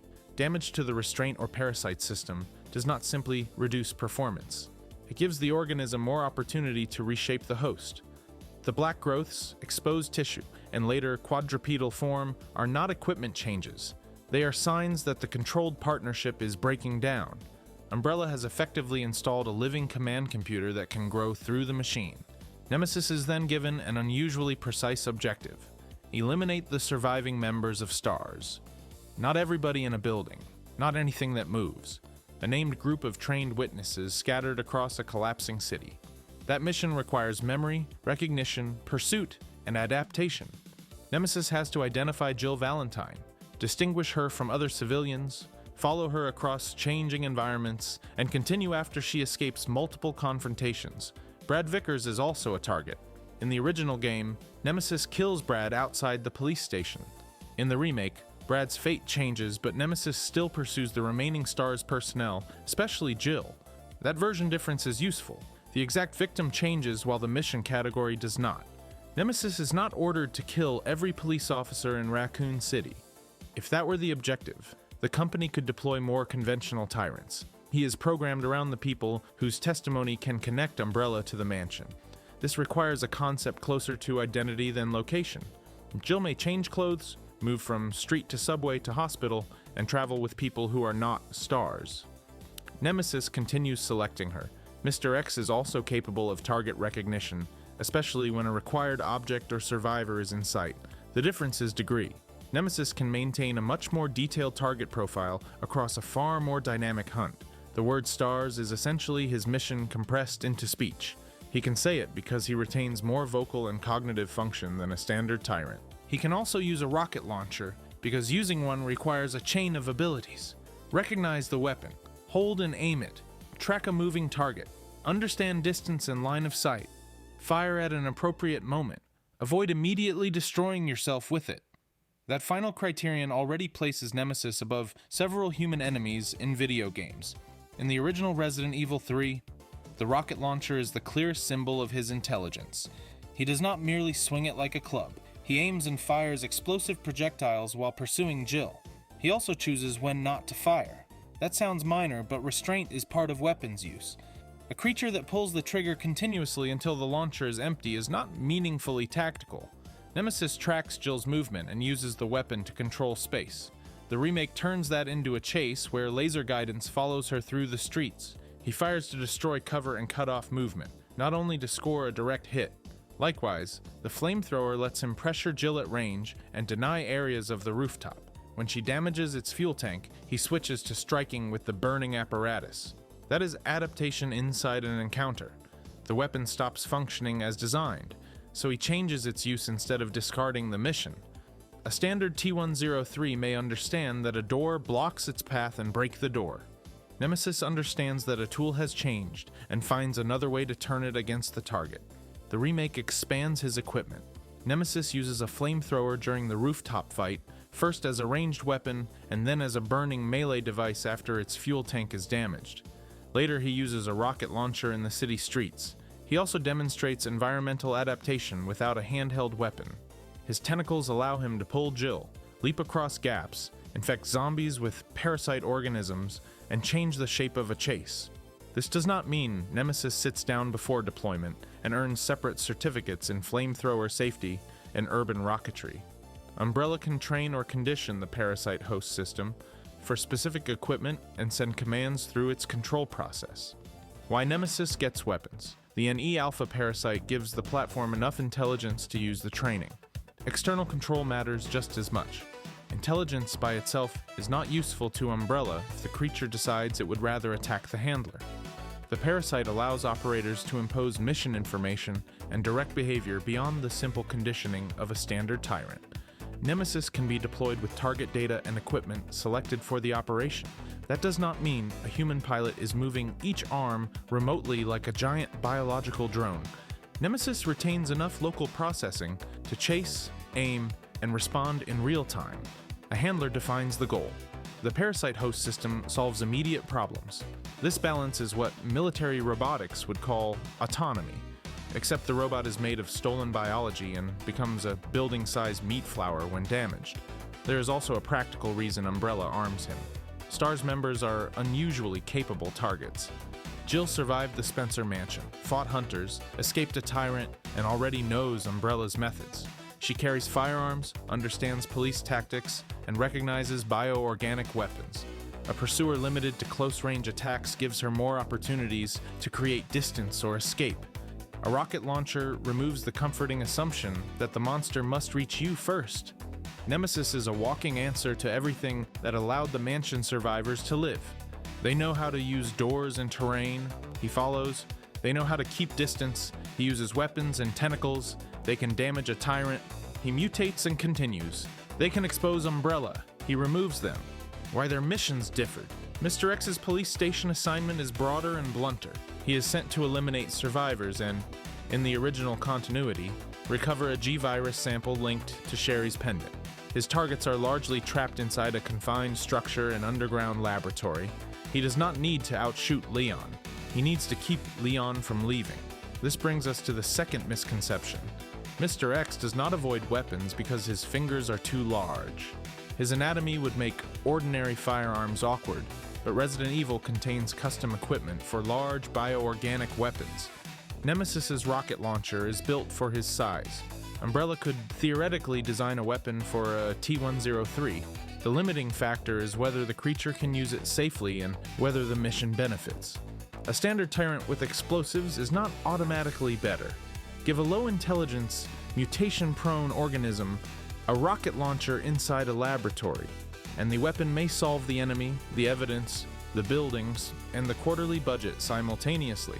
Mission environment is the overlooked half of the answer. Mr. X enters the Raccoon Police Department, an enclosed stone building containing tight corridors, underground passages, civilians, and documents. His original recovery objective may depend on retrieving a very small sample. Explosives create risk without solving a problem his body cannot already solve. He can tear through walls, lift wreckage, crush doors, and kill at close range. His durability lets him absorb defensive fire while approaching. A firearm would add ammunition dependence and another object that can be lost or damaged. Nemesis operates across open streets, rooftops, rail infrastructure, and larger industrial spaces. Jill can create distance and use the city to escape. Ranged weapons close that gap. The equipment matches the geometry. If the assignments were reversed, Umbrella might arm the platform differently. The absence of a gun is not a universal rule that every T-103 is physically prohibited from touching one. It is a combination of cognitive limits, safe control, and mission needs. Control determines utility. When intelligence breaks down, this is why the limiter coat matters for both creatures. It is not simply armor. It restrains mutation and helps preserve the humanoid operating state. When Mr. X loses that restraint and suffers severe damage, he becomes the super tyrant. His claws grow, his speed increases, and he relies even more heavily on direct aggression. He becomes physically more dangerous while becoming less suitable for a careful recovery mission. Nemesis follows the same broad pattern on a larger scale. Early in the operation, he can use tools, obey a specific objective, and pursue strategically. As Jill damages him and the parasite-host relationship destabilizes, he mutates into increasingly animalistic forms. By his final form, nobody is handing him another rocket launcher. He has become an enormous mass that attacks through raw force and acidic secretions. The intelligence that defined the project is being buried beneath the mutation that keeps him alive. Again, Umbrella's best weapons become strongest when they stop being useful. There is a reason this keeps happening. The T-Virus and related organisms respond to damage through regeneration and mutation. A stable humanoid body can follow commands and use equipment. A radically mutated body can survive, but the nervous system, anatomy, and behavior change with it. Umbrella wants both maximum adaptability and perfect predictability. Biology refuses to provide both. The difference between Nemesis and Mr. X is therefore not simply boss difficulty. It is two answers to the same engineering problem. The Tyrant Umbrella could copy. Mr. X represents a successful production tyrant. He is comparatively stable, repeatable, and capable of basic orders. Umbrella deploys several T-103 units in Raccoon City, proving the company can manufacture them as a class. Nemesis represents an experimental command upgrade. He is more intelligent and versatile, but also more complex, more expensive, and dependent on a parasite that can transform the host in unpredictable ways. One is a product, the other is a prototype attached to a product. That product distinction changes the acceptable failure rate. Umbrella deploys 6 T-103 Tyrants during the Raccoon City disaster. 1 goes to the police station operation, and 5 confront government soldiers near the disposal facility. Multiple units can be transported, released, and sacrificed. Nemesis is deployed alone for a high-value test against the surviving STARS members. The city is both an assassination site and a live demonstration of the European branch's work. If Nemesis kills Jill, Umbrella removes a witness and validates the project. If Jill damages him, the company gathers data about his durability and mutation. If the city is later destroyed, the physical evidence disappears. Once again, Umbrella has designed an operation where nearly every outcome except public survival can be useful. That helps explain why Umbrella did not simply replace every T-103 with Nemesis units. The NE Alpha parasite project carries its own risks. Implantation can fail. The parasite may damage or dominate the host. Creating, conditioning, and controlling the result requires specialized research. If a mission only requires breaking through a police barricade, a standard Tyrant is sufficient. Military procurement does not give every delivery van a missile system simply because one exists, although Umbrella would absolutely test the missile van under a hospital. Nemesis's increased intelligence also creates a subtler risk. The more cognitive freedom a bioorganic weapon has, the more ways it can interpret or deviate from a command. Umbrella solves part of that through the parasite's external control and obsessive target programming.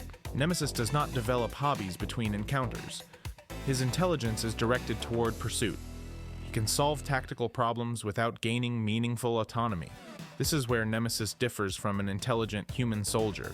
A soldier can interpret a mission ethically, assess whether the intelligence is wrong, surrender, protect a civilian, or turn against the commander. Those possibilities make human intelligence flexible and politically dangerous. Nemesis receives the flexibility without the moral alternatives. He can decide how to reach Jill, but not whether Jill deserves to die. He can select a weapon, but not a purpose.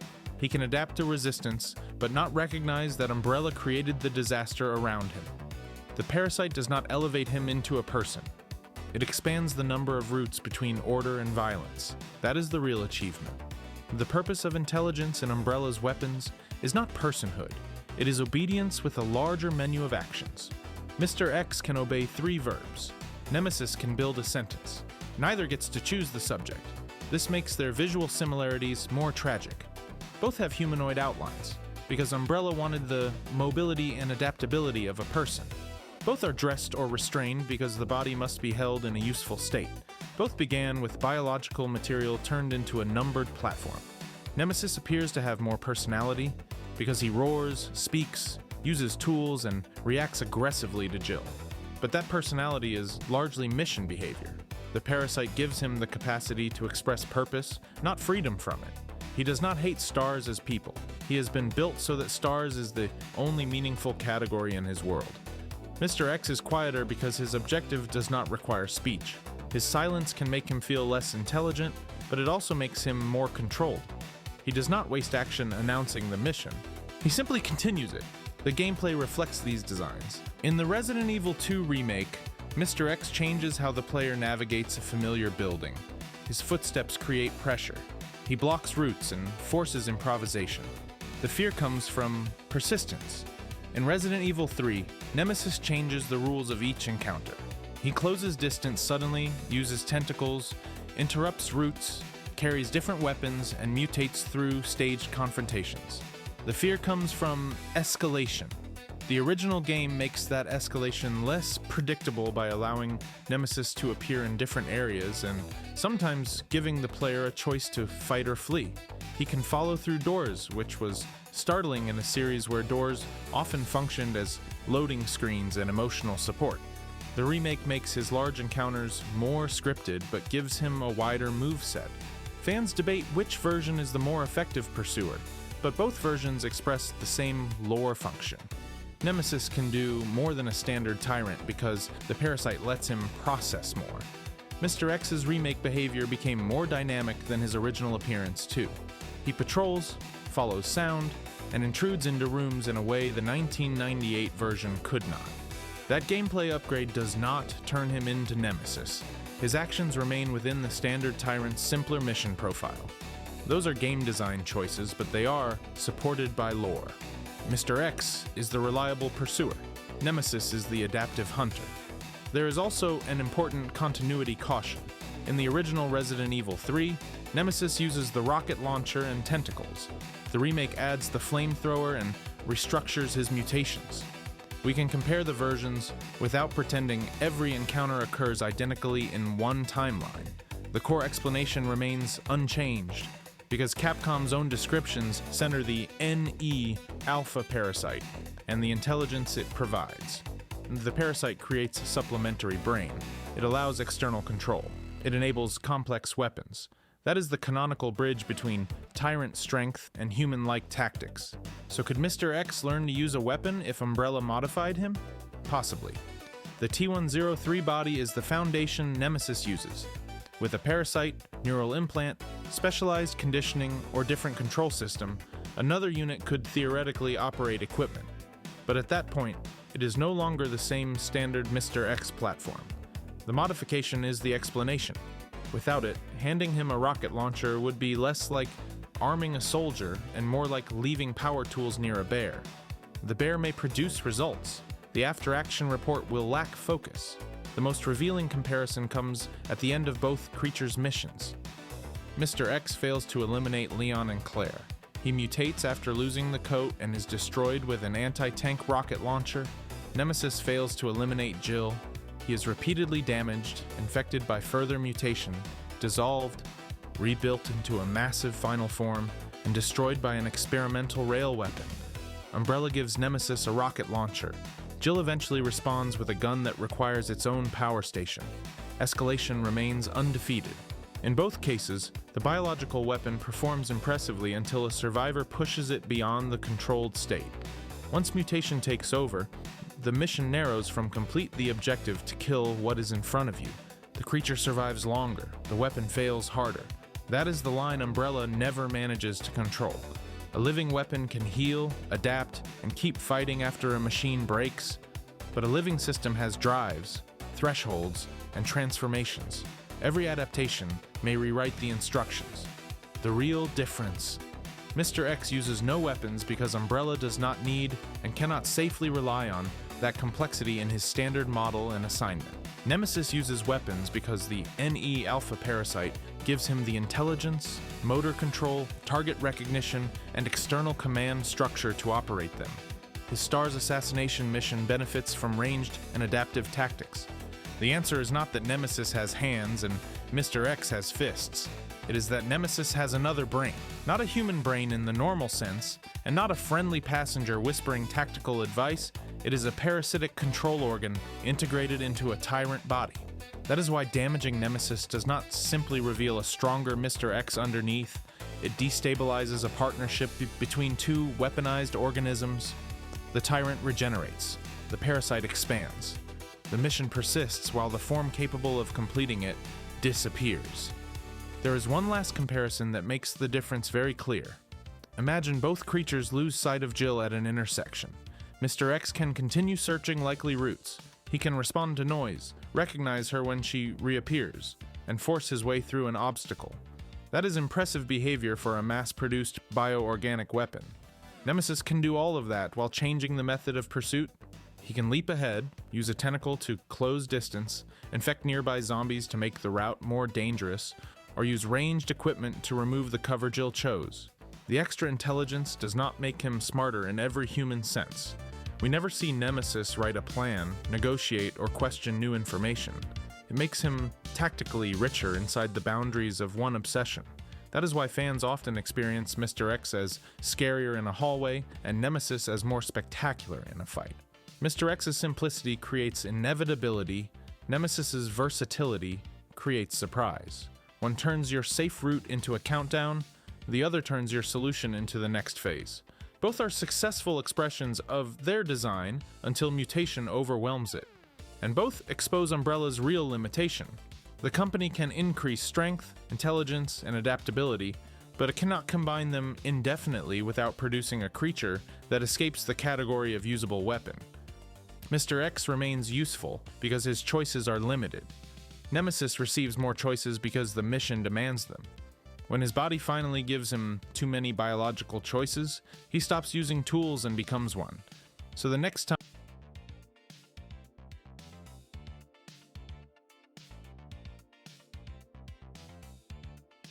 Mr. X walks past a dropped shotgun without picking it up, it is not because he forgot the controls. Umbrella decided the most reliable weapon in his hands was Mr. X himself. Nemesis is what happens when the company decides reliability is no longer enough. It adds intelligence, equipment, and a narrower target list, then spends the rest of the operation watching those advantages dissolve into mutation. The rocket launcher is not proof Nemesis has become human. It is proof Umbrella has learned how much humanity a weapon needs before the ability to choose becomes inconvenient. Mr. X stops below that line. Nemesis is built to stand exactly on it, and the most disturbing part is what Umbrella does with that brain. It does not give the creature a self. It gives the company a smarter trigger. Wesker killed his creator. When Albert Wesker finally meets the man who engineered his life, he puts a hand through his chest.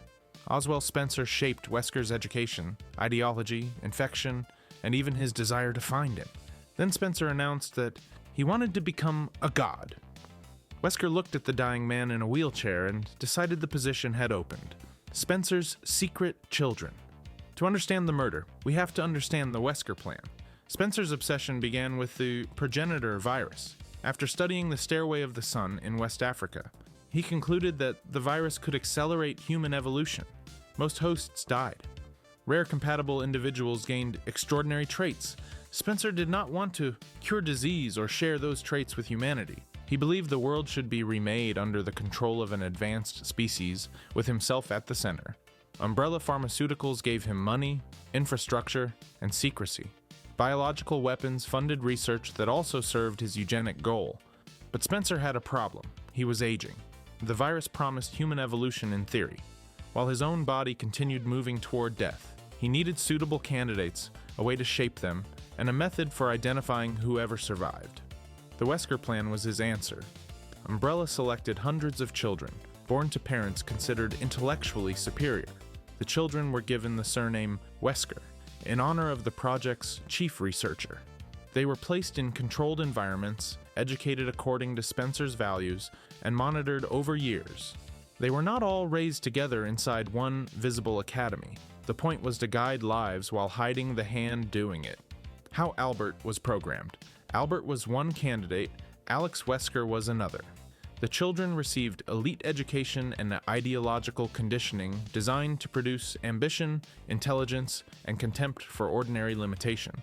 Later, they were administered an experimental virus intended to select the people compatible with Spencer's evolutionary vision. Most died. The official file says that of the Wesker children, only Albert and Alex survived the initial selection. Even those survivors did not become the heirs Spencer imagined in the same way. Alex later discovered that the virus was killing her. Her response was to pursue transfer of consciousness into another body, leading to the experiments on Sayum Island in Revelations 2. Albert's response was power. He had already built a career inside Umbrella. As a young researcher, he trained with William Birkin under James Marcus. He participated in the company's viral programs, transferred to intelligence work, and eventually became captain of the Raccoon Police Department's STARS Alpha team. That police career was not a break from Umbrella. It was infiltration. Wesker used STARS to monitor Raccoon City and later lured both teams into the Spencer Mansion outbreak. Umbrella wanted combat data showing how trained personnel performed against bioorganic weapons. Wesker turned his own officers into test subjects. He planned to steal the resulting data, fake his death, and leave Umbrella for a rival organization. During the mansion incident, he released the T-002 tyrant. The creature impaled him. This was part of his plan, at least in the broad sense. Birkin had supplied him with an experimental virus. Wesker expected it to revive and enhance him after apparent death. It worked. He gained superhuman strength, speed, regeneration, and the eyes that have never encountered a pair of sunglasses they did not respect. From that point, Wesker increasingly believed he had transcended ordinary humanity through his own preparation.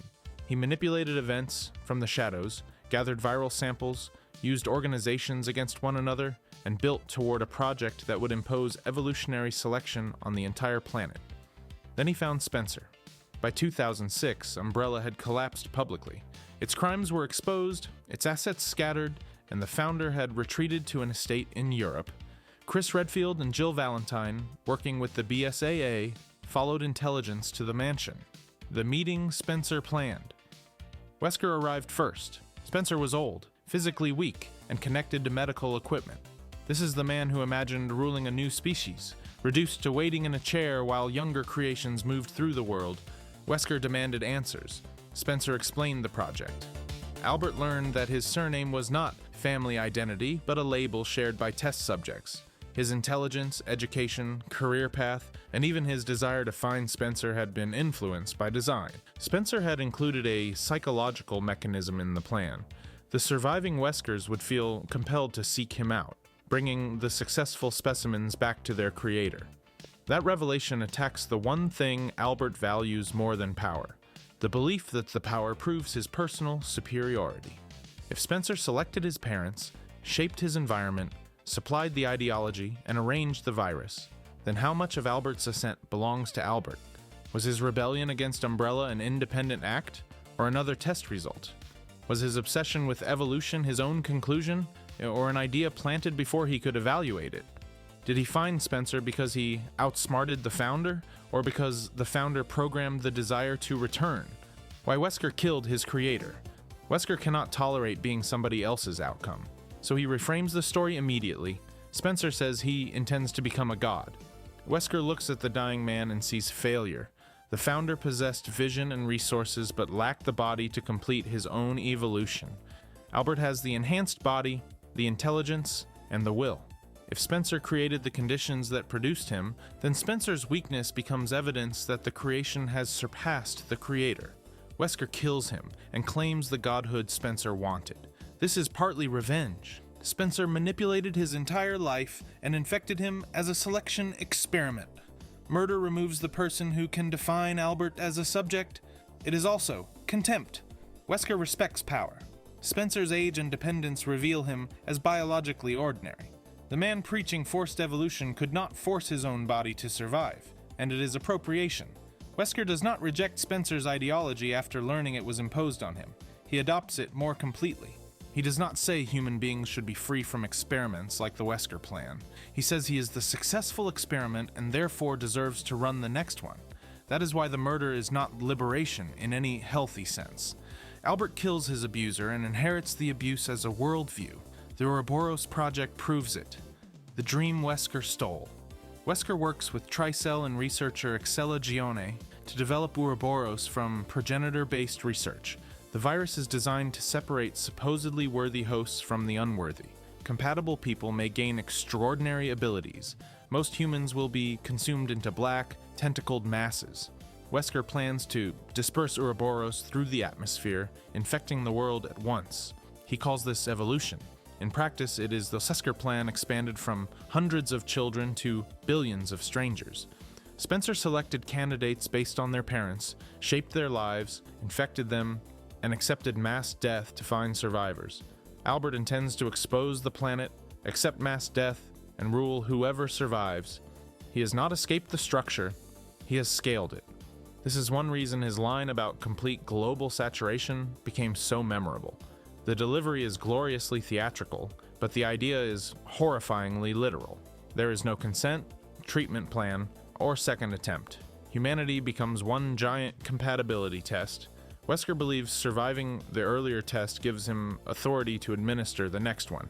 Spencer's death also reveals a contradiction in Albert's self-image. He believes power creates legitimacy. If he is stronger than Spencer, he deserves Spencer's dream. But the strength came from the experiment Spencer arranged and the virus Birkin supplied. Wesker's independence depends on tools created by other people. Even his body requires a stabilizing serum. In Resident Evil 5, he needs regular doses of P30 to maintain control of his abilities. Too little or too much can destabilize him.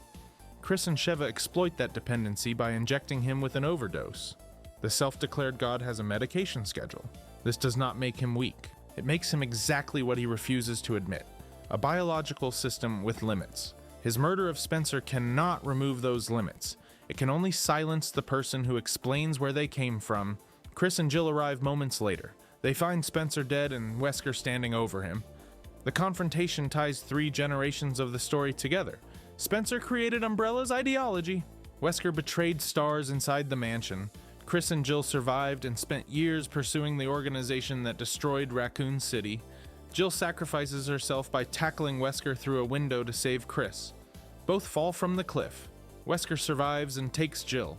He keeps her in cryogenic suspension, discovers her T-virus antibodies, uses her body to help refine Ouroboros, and later controls her with P30. This is where Wesker becomes Spencer most completely. Minutes after killing the man who turned children into test subjects, Albert takes another person, preserves her body, extracts biological value from her survival, and removes her freedom. He does not notice the repetition, because he believes superiority changes the morality of the act. Spencer experimenting on Albert was wrong because Spencer was weaker. Albert experimenting on Jill is justified because Albert is stronger. That is not a moral system. It is a throne with laboratory equipment. Alex Wesker offers a useful comparison. She also learns she is part of the Wesker plan. She also internalizes Spencer's obsession with overcoming mortality. But because her body is dying, she focuses on transferring consciousness into a compatible host. On same island, Alex subjects residents to fear, T-phobos infection, and selection. She chooses Natalia Korda as the vessel for her mind. Again, a surviving Wesker responds to being manufactured by manufacturing somebody else. Albert and Alex take different routes toward the same conclusion. The self must continue, and other bodies are acceptable material. Spencer's greatest success is not that 2 children survive his virus. It is that both survivors reproduce his logic even while hating him. That makes the phrase "the man who made him" accurate in a psychological sense. Spencer does not create Albert's genes from nothing. Albert has biological parents selected for the program.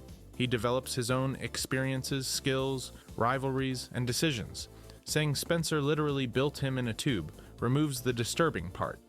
Albert is manipulated through ordinary life. Education can be guided. Opportunities can be arranged. Information can be withheld. Ideology can be normalized. Then a virus can select the body that survives all of it. Spencer makes Albert by controlling the environment in which Albert makes himself. That is why the truth produces rage rather than simple surprise. Every achievement remains real, but its meaning changes. Wesker did become a brilliant researcher. He did infiltrate stars. He did plan his escape from Umbrella. He did survive the experimental virus. He did build an international network and outmaneuver rivals. Learning that Spencer arranged the starting conditions does not erase those actions. It prevents Albert from treating them as proof he stands outside causality. He is still somebody's son, subject, student, and host. Killing Spencer is an attempt to cut those words out of the story. It fails because Albert's next choices reveal the influence more clearly than Spencer's speech ever could. He announces a hierarchy of worthy and unworthy people. He uses viral selection. He treats mass death as evolutionary necessity. He claims godhood. These are Spencer's ideas with better tailoring. The murder also shows why Wesker does not keep Spencer alive for information. A more strategic villain might interrogate him about hidden facilities, progenitor data, or other Wesker candidates. Albert has spent years gathering research and believes he already possesses what matters. The emotional need to establish dominance outweighs the informational value of the founder. For once, Wesker is not 10 steps ahead. He is a manipulated child standing in front of the person who named the experiment. The violence is immediate because the wound is immediate. Spencer even appears pleased that Albert has arrived. The surviving subject validates the plan. He can look at Wesker's power and imagine it as his legacy. Albert denies him that satisfaction by making the creator physically subordinate, but murder is still a form of recognition. Spencer remains important enough that Wesker needs him dead. If Albert truly felt untouched by the revelation, he could walk away. He cannot. His later death completes the irony. After Chris and Sheva overdose him with the stabilizing serum, Wesker falls into a volcano and absorbs Ouroboros. The virus does not recognize his claimed divinity. It mutates him into the same kind of unstable mass his project creates in other hosts. He retains enough intelligence to fight, but his controlled human form is gone. The man who wanted to choose evolution is physically rewritten by it. Chris and Sheva destroy him with rocket launchers. Spencer dies because his creation rejects the creator. Wesker dies because his creation does not obey him either. That is the recurring lesson of Resident Evil's viruses. A researcher can design the test, choose the host, and declare the desired result. Living systems still produce consequences beyond the plan. Spencer thought Albert would return as proof of his genius. Albert returned as the hand that killed him. Albert thought Ouroboros would recognize him as the ruler of a new species. Ouroboros turned him into another mutation inside a volcano? So why did Albert Wesker kill the man who made him? Before answering in one line, it helps to trace how often Albert's life trained him to respond to dependence with betrayal. As a young researcher, he and William Birkin work under James Marcus at the Umbrella Executive Training School. Marcus is one of Umbrella's founders and a central figure in T-Virus development. He is brilliant, cruel, and increasingly difficult for Spencer to control. When Spencer decides Marcus has become inconvenient, Wesker and Birkin participate in the operation that removes him. Marcus is murdered, and the younger researchers inherit access to parts of his work. That event teaches Albert a clean lesson about Umbrella hierarchy. The mentor exists until the student or executive no longer needs him. Birkin later repeats the same struggle from the other side. He believes G belongs to him, fears Umbrella will take it, and tries to bargain with the United States government. Umbrella sends a recovery team. Birkin is shot and uses his own virus to survive. Wesker watches organizations turn scientists into replaceable containers while he quietly prepares his own exit. At the mansion, he betrays STARS and Umbrella simultaneously. His officers become combat data. Umbrella expects his loyalty. A rival organization expects stolen research. Wesker intends to make every side useful and remain owned by none. That pattern looks like independence until Spencer reveals that even the drive to escape control grew inside a controlled life. Was Wesker ever free? The Wesker plan did not need to dictate each decision. It only needed to shape the values producing them. Teach a child that ordinary humanity is weak. Reward intelligence, ambition, and emotional distance. Place him inside a company where betrayal proves competence. Expose him to research promising biological superiority. Then select the body that survives infection. Albert can make every local choice freely and still arrive at the destination Spencer designed. This is the difference between mind control and conditioning. Spencer does not operate Albert like a puppet. He constructs the game board, teaches him what winning means, and waits for the strongest piece to cross it. The psychological urge to seek Spencer is the final safeguard. A successful Wesker candidate is supposed to return, allowing the founder to identify and perhaps use the result. From Spencer's perspective, Albert's arrival confirms the system. From Albert's perspective, it contaminates every achievement. Even his curiosity is compromised. That is why Spencer's physical condition matters so much in the scene. If the founder were young, enhanced, and visibly powerful, Albert might treat him as a genuine rival. Instead, he finds an elderly man sustained by equipment. Spencer has spent decades searching for a route beyond humanity and remains trapped inside the most ordinary human fact: time. Albert does not respond with compassion because his upbringing gave weakness no moral claim. He evaluates Spencer by Spencer's own standard and finds him unworthy. The creator loses the test he designed. There is a popular tendency to read the killing as Albert discovering he is a clone and eliminating his original. That is not what the files say. The Wesker children are selected children born to superior parents, not identical copies of Spencer. They share a project surname and ideological upbringing. Albert's body is his own, which is precisely why compatibility matters. Spencer needs real genetic variation to find survivors. This makes the plan more plausible and more invasive. Albert does not have a hidden original body explaining his identity. He has real parents whose role in his life has been replaced by a corporate selection process. Spencer takes the language of family and turns it into classification. Hundreds of unrelated children become Weskers because one project requires a label. Albert later does something similar to humanity. In his Ouroboros plan, individual histories disappear beneath two categories, compatible and unworthy. He has learned to see people the way the project saw him. Alex Wesker shows that the conditioning was not a perfect script. Her intelligence and survival produce a different strategy. She studies fear through T-Phobos, pursues consciousness transfer, and selects Natalia as a vessel. Albert prefers direct biological domination and global viral exposure. Their methods differ because they remain individuals. Their moral assumption is shared because Spencer's education worked. Both believe an exceptional self has the right to occupy the future at somebody else's expense. This is why killing Spencer does not end the Wesker plan. A plan can continue through values after the planner dies. Albert becomes proof and revenge at the same time. He proves that Spencer could cultivate a survivor capable of extraordinary power. He takes revenge by denying Spencer control of that survivor. Then he validates Spencer's deepest belief by treating all other people as disposable stages of evolution. The murder is therefore satisfying to Albert on 3 levels. Personally, he punishes the man who manipulated his life. Philosophically, he declares strength more important than authorship. It does not matter who arranged the experiment if the result can kill the experimenter. Politically, he removes the only person with a plausible claim to stand above him in Umbrella's hierarchy and evolutionary project. But none of those levels gives him what he actually wants, which is a self without origin. Every person inherits genes, language, education, and values. Albert treats dependence as humiliation because Spencer taught him that superior beings should stand alone.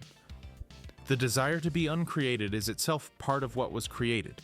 That contradiction explains his grandiosity after the murder. He does not merely say he will continue the research. He speaks as though he has discovered his rightful divinity. The bigger the claim, the less room remains for the injured subject beneath it. Wesker's later treatment of Excella repeats the same defense. She believes she will rule beside him and helps develop Ouroboros.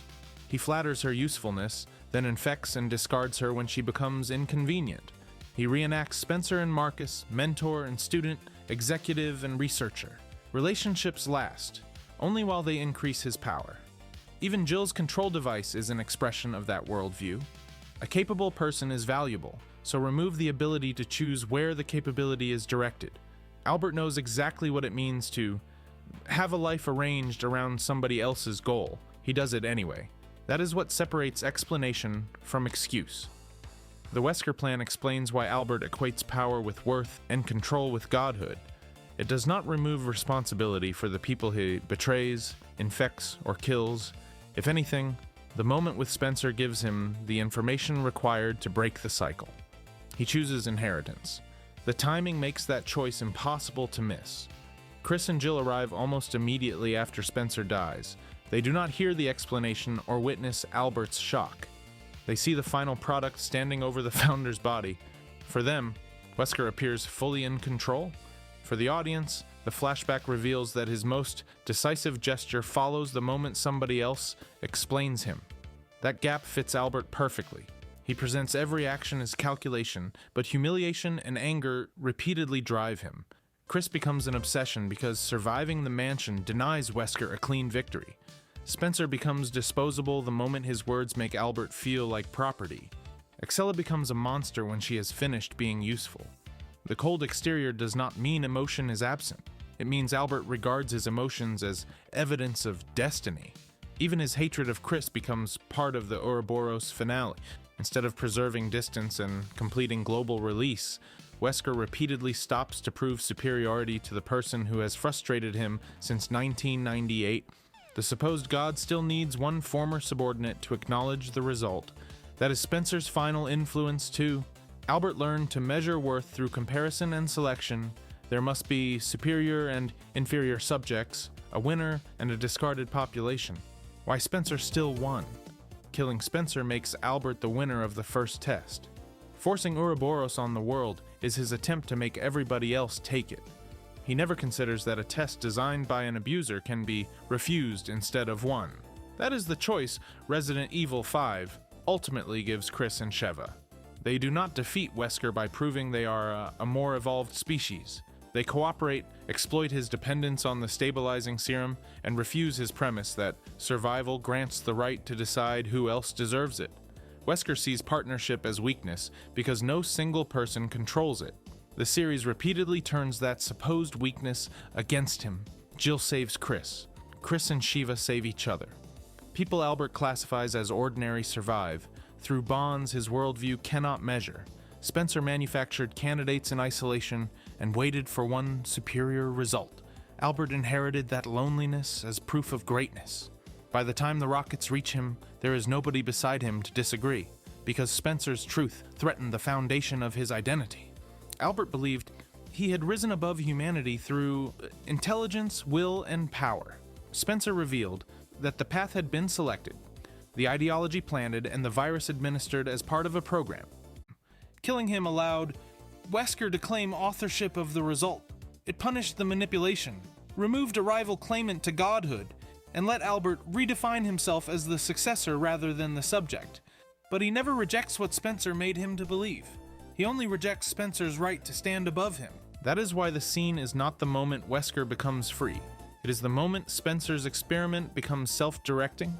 The old man wanted to create a superior human who would inherit his vision. Albert wanted to prove nobody created him. Putting a hand through Spencer's chest proves both men wrong.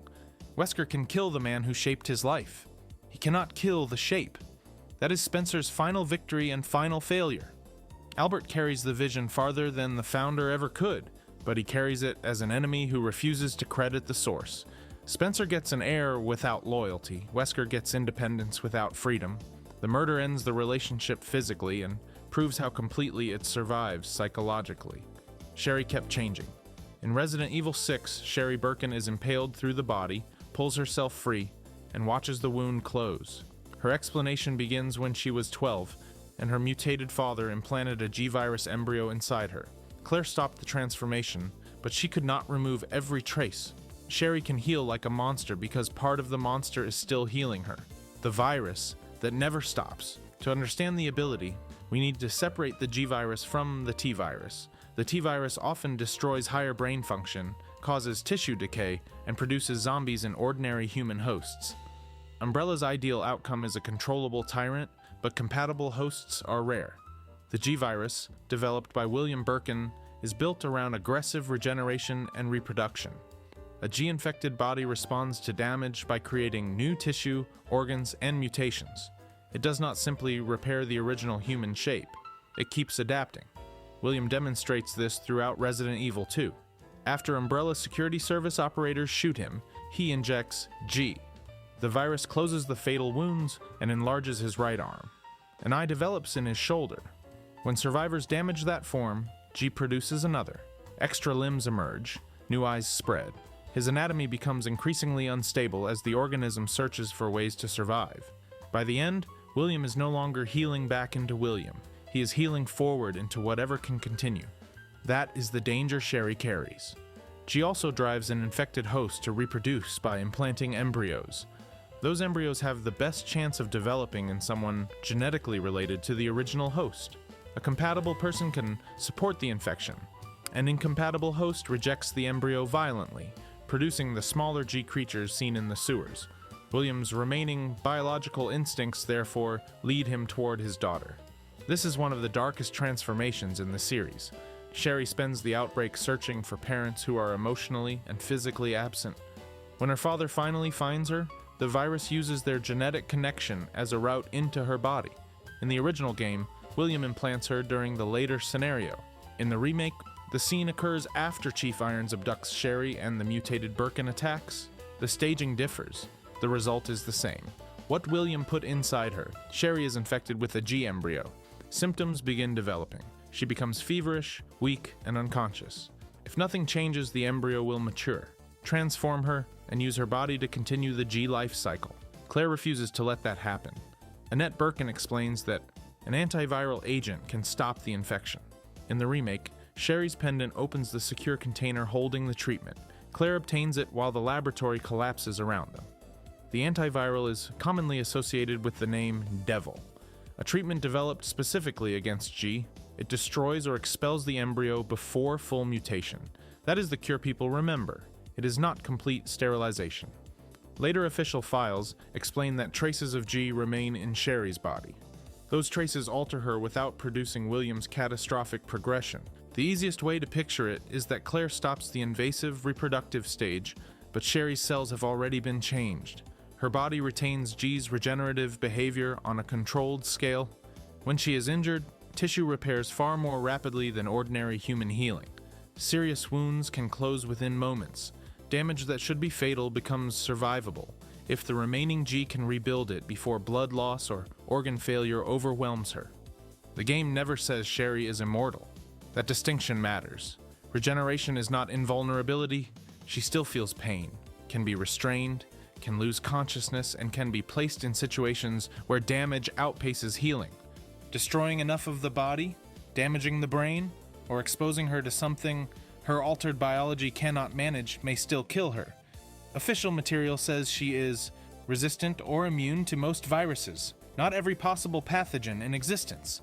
Resident Evil produces new viruses with the regularity other franchises produce weather. Her G adaptation protects her broadly.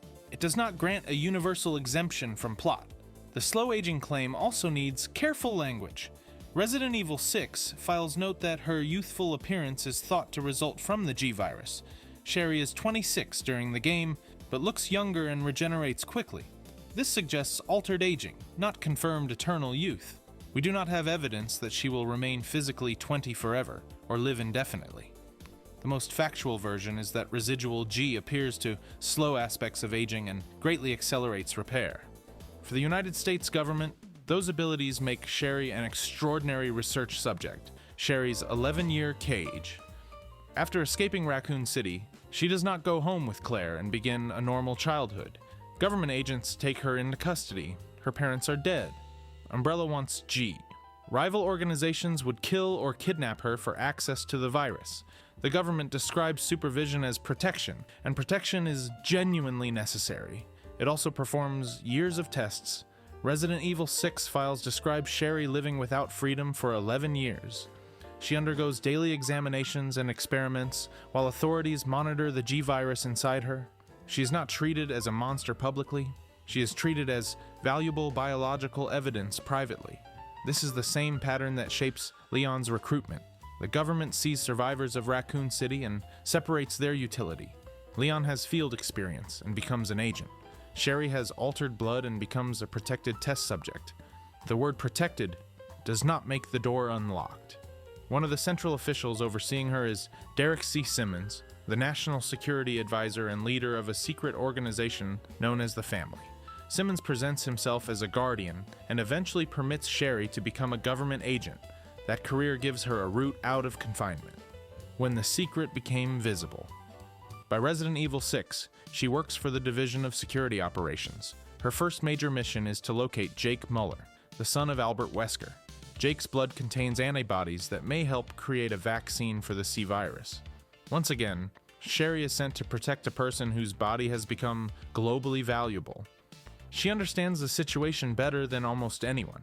Jake is not important to governments because of a decision he made. He is important because of what his father passed into his biology. Sherry's father did the same to her, much more directly. That shared experience shapes their relationship. Jake begins cynical, mercenary, and suspicious. He asks for an enormous payment in exchange for his cooperation. Sherry continues protecting him because she knows what happens when institutions stop seeing the person around the sample.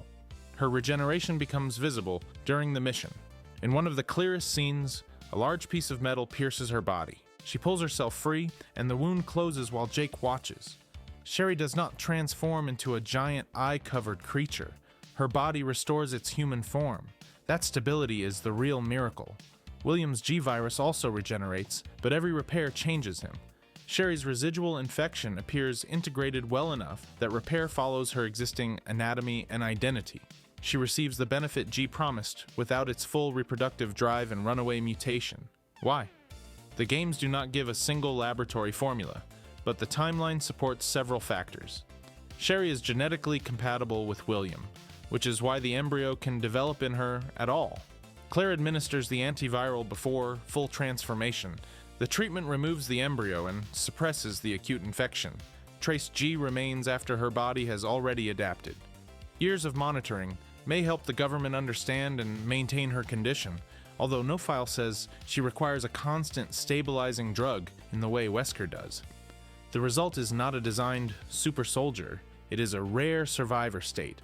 Nobody at Umbrella planned for a child to be infected, cured at exactly the right stage, and then retain stable regeneration for decades.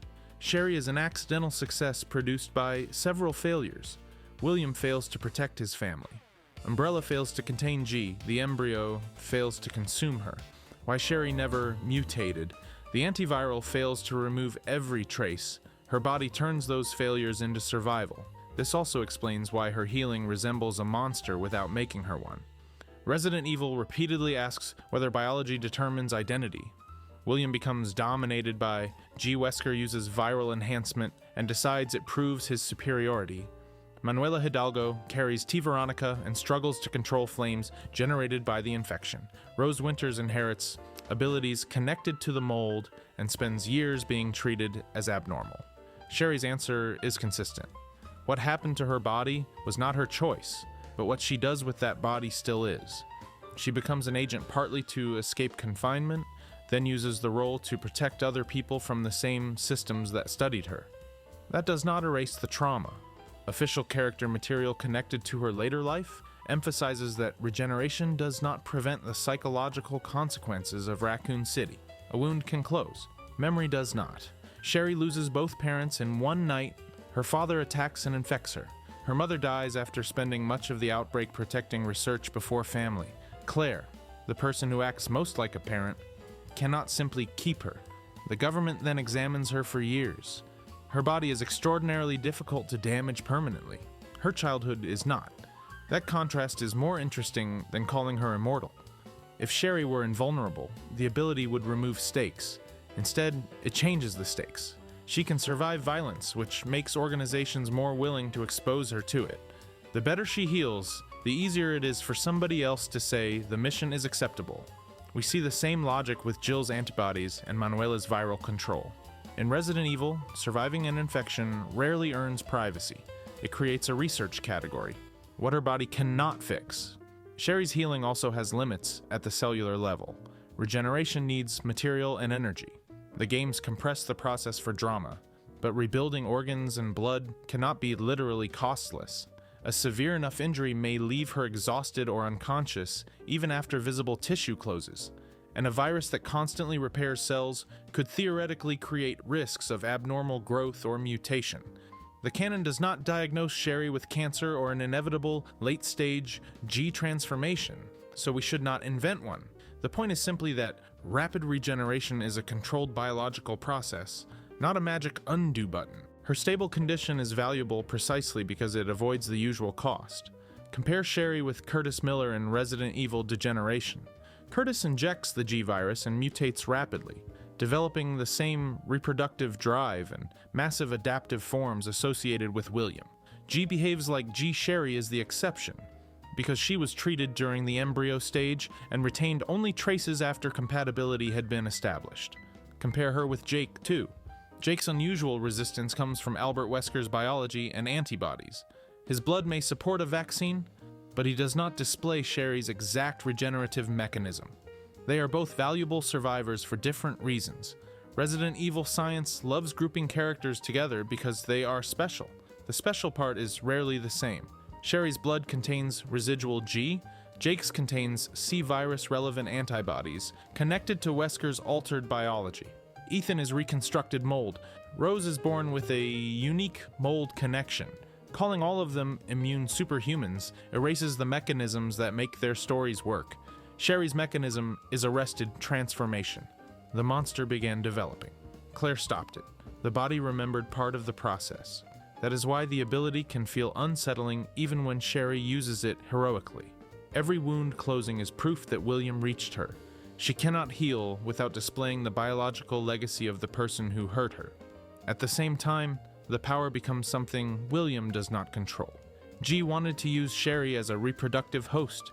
She uses its regeneration to survive and protect Jake. Umbrella wanted to own the virus. The virus persists in a woman working against bioterrorism. The government wanted to study an asset. The asset develops a conscience, relationships, and agency that no blood test can measure. That is the quiet victory inside Sherry's story. Her body carries evidence of everybody who tried to decide what it was for. She still decides. So why can Sherry Birkin heal like a monster?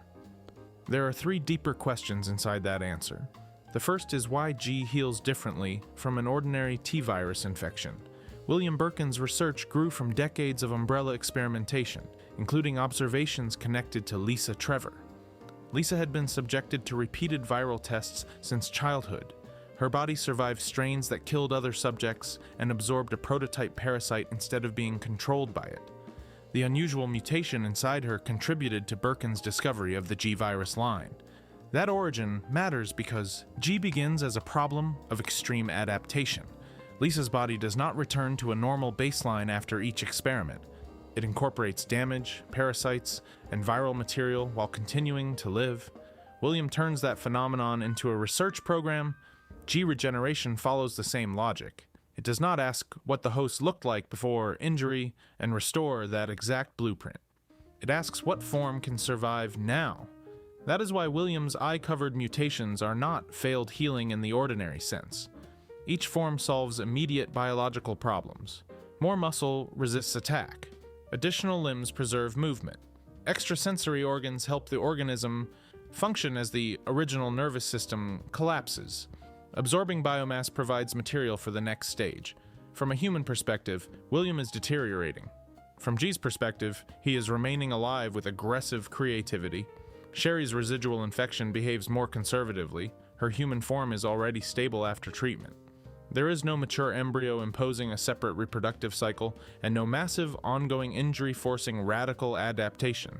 The trace virus can repair within an established template. That makes her healing look almost clean. It is still powered by the same biological refusal to accept damage. The second deeper question is why the antiviral does not simply remove everything. Antiviral treatment is not always equivalent to deleting every altered cell. By the time Claire reaches Sherry, the G embryo has infected tissue, interacted with her immune system, and begun changing her body.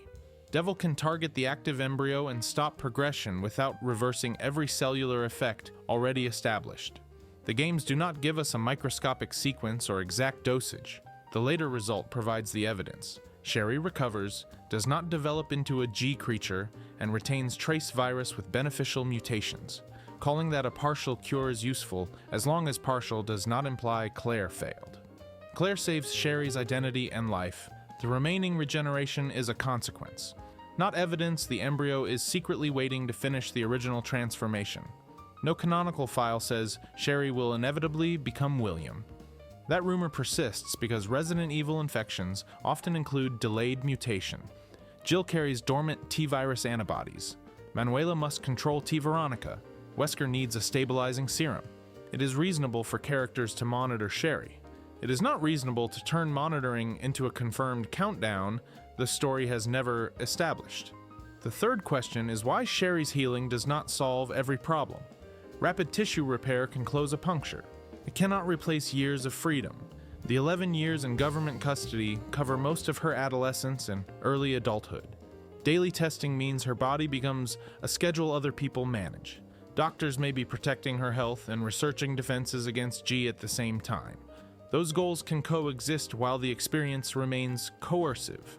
Imagine growing up knowing a blood draw is never only a blood draw. Every result affects whether officials consider you safe, useful, or eligible to leave. Sherry learns to cooperate because cooperation is the available route toward autonomy.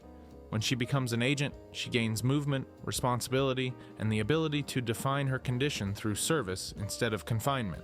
That path mirrors Leon's without being identical. Leon agrees to government work immediately after the outbreak under pressure connected to Sherry. Sherry remains the biological subject, then later becomes an operative herself. Both survivors turn usefulness into bargaining power. Neither receives the childhood or career choice they would have had without Raccoon City.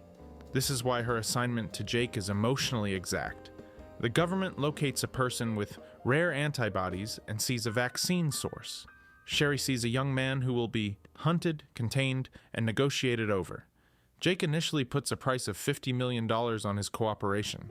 It sounds selfish until we remember that every organization around him expects biological access. Money is the only language of consent he thinks powerful people will respect. Sherry persuades him through trust instead. She does not pretend the mission is safe. She does not treat him as a walking syringe. She shares enough of her own history for Jake to realize she understands. Their bodies create the assignment. Their choices create the partnership.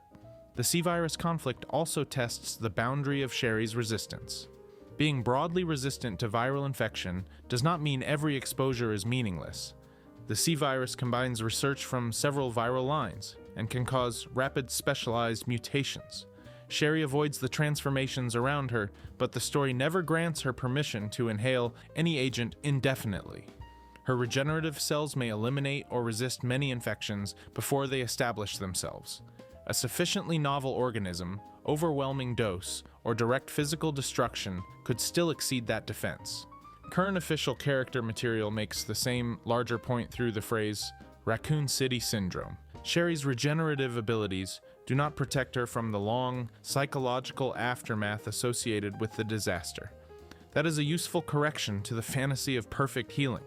Her body can remove scar tissue faster than most people. Her mind still remembers the orphanage, the sewer, her father's eye opening from a ruined shoulder, her mother's death, and the years of being watched. If anything, regeneration may make psychological injury easier for institutions to ignore. Sherry looks young, healthy, and capable. There is no permanent wound forcing other people to acknowledge what happened. She can be sent back into the field. That creates a cruel incentive. The more reliably Sherry survives, the more reasonable another dangerous assignment appears on paper. Her ability lowers the institution's perceived risk without lowering her experience of pain. The impalement scene demonstrates this perfectly. Jake is horrified because he sees a potentially fatal injury. Sherry has experienced enough testing to treat the event as an awkward disclosure. She knows she will probably heal, but she still gasps, falls, and suffers. The wound closing does not mean the wound did not happen. That is also the cleanest limit on the phrase "like a monster." William's regeneration consumes his identity in exchange for survival. Sherry's regeneration preserves her identity through damage. The mechanism is related, but the moral direction is opposite. William chooses G and loses the ability to choose. Sherry is given G without consent and spends her life reclaiming choice. He becomes more monstrous with every repair. She remains human through each one. The difference is not appearance alone, it is control. Sherry can decide when to fight, whom to protect, and what her survival means. G supplies tissue. It does not supply the mission. This also answers a question fans naturally ask. Could the government reproduce Sherry's condition in other people? Theoretically, researchers would love to. Stable regeneration without visible mutation is close to the promise behind half of Umbrella's work. Practically, Sherry's outcome depends on a sequence no ethical program could guarantee. The subject needs compatibility with the G-source. An embryo must infect tissue deeply enough to establish regenerative change. Treatment must arrive before loss of identity or lethal mutation. The antiviral must remove the acute organism while leaving a stable residual state.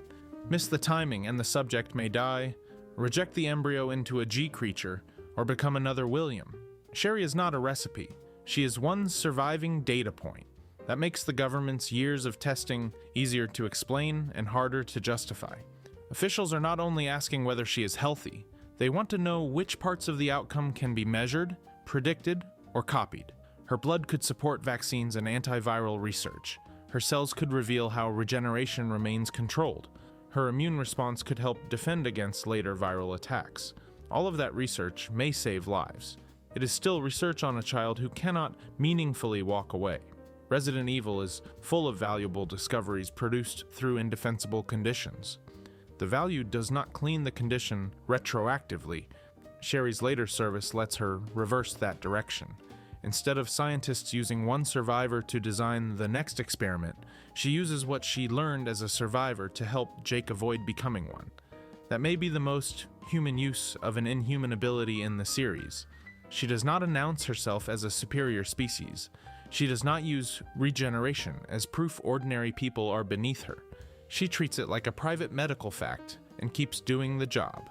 Albert Wesker survives infection and decides he should choose humanity's future. Sherry survives infection and decides Jake should get a choice in his own. Same universe, very different lesson. And that is why her youthful appearance should not become the headline of the ability. Looking 20-something for longer is unusual. Closing a catastrophic wound is useful. Neither fact defines the person carrying them. What the virus couldn't change. Sherry's real stability is psychological and moral. G changes her cells without turning every relationship into biology. She can care about Jake without seeing only antibodies. She can remember William without inheriting his obsession. She can work for the government without believing government custody was freedom. The virus preserves tissue. Sherry preserves distinctions. That is what William loses as he mutates. Daughter becomes host. Research becomes self. Survival becomes reproduction. Sherry keeps the words separate, so when the wound closes in Resident Evil 6, the scene is not revealing that Sherry was secretly a monster all along. It is revealing that the Raccoon City infection never completely ended for her. She simply learned to live in the part after the cure. Because William infected her with a G embryo during the Raccoon City incident, Claire administered the devil antiviral before full mutation, removing the embryo and stopping the acute infection. Trace G remained in Sherry's cells.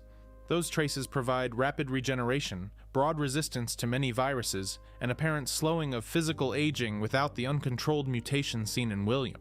She is not confirmed immortal, she is not immune to every threat, and the healing does not erase pain, exhaustion, or trauma. Sherry is a stable G-virus survivor, one rare biological outcome created by compatibility and treatment at the right moment. The monster's ability remains, the monster's will does not. That is why the most impressive thing about Sherry is not that her body closes a wound. It is that after William, Umbrella, and the government all treated her biology as property, she grows into somebody who refuses to do the same to anyone else. That choice gives the healing its real meaning. William's regeneration lets G continue after the man disappears.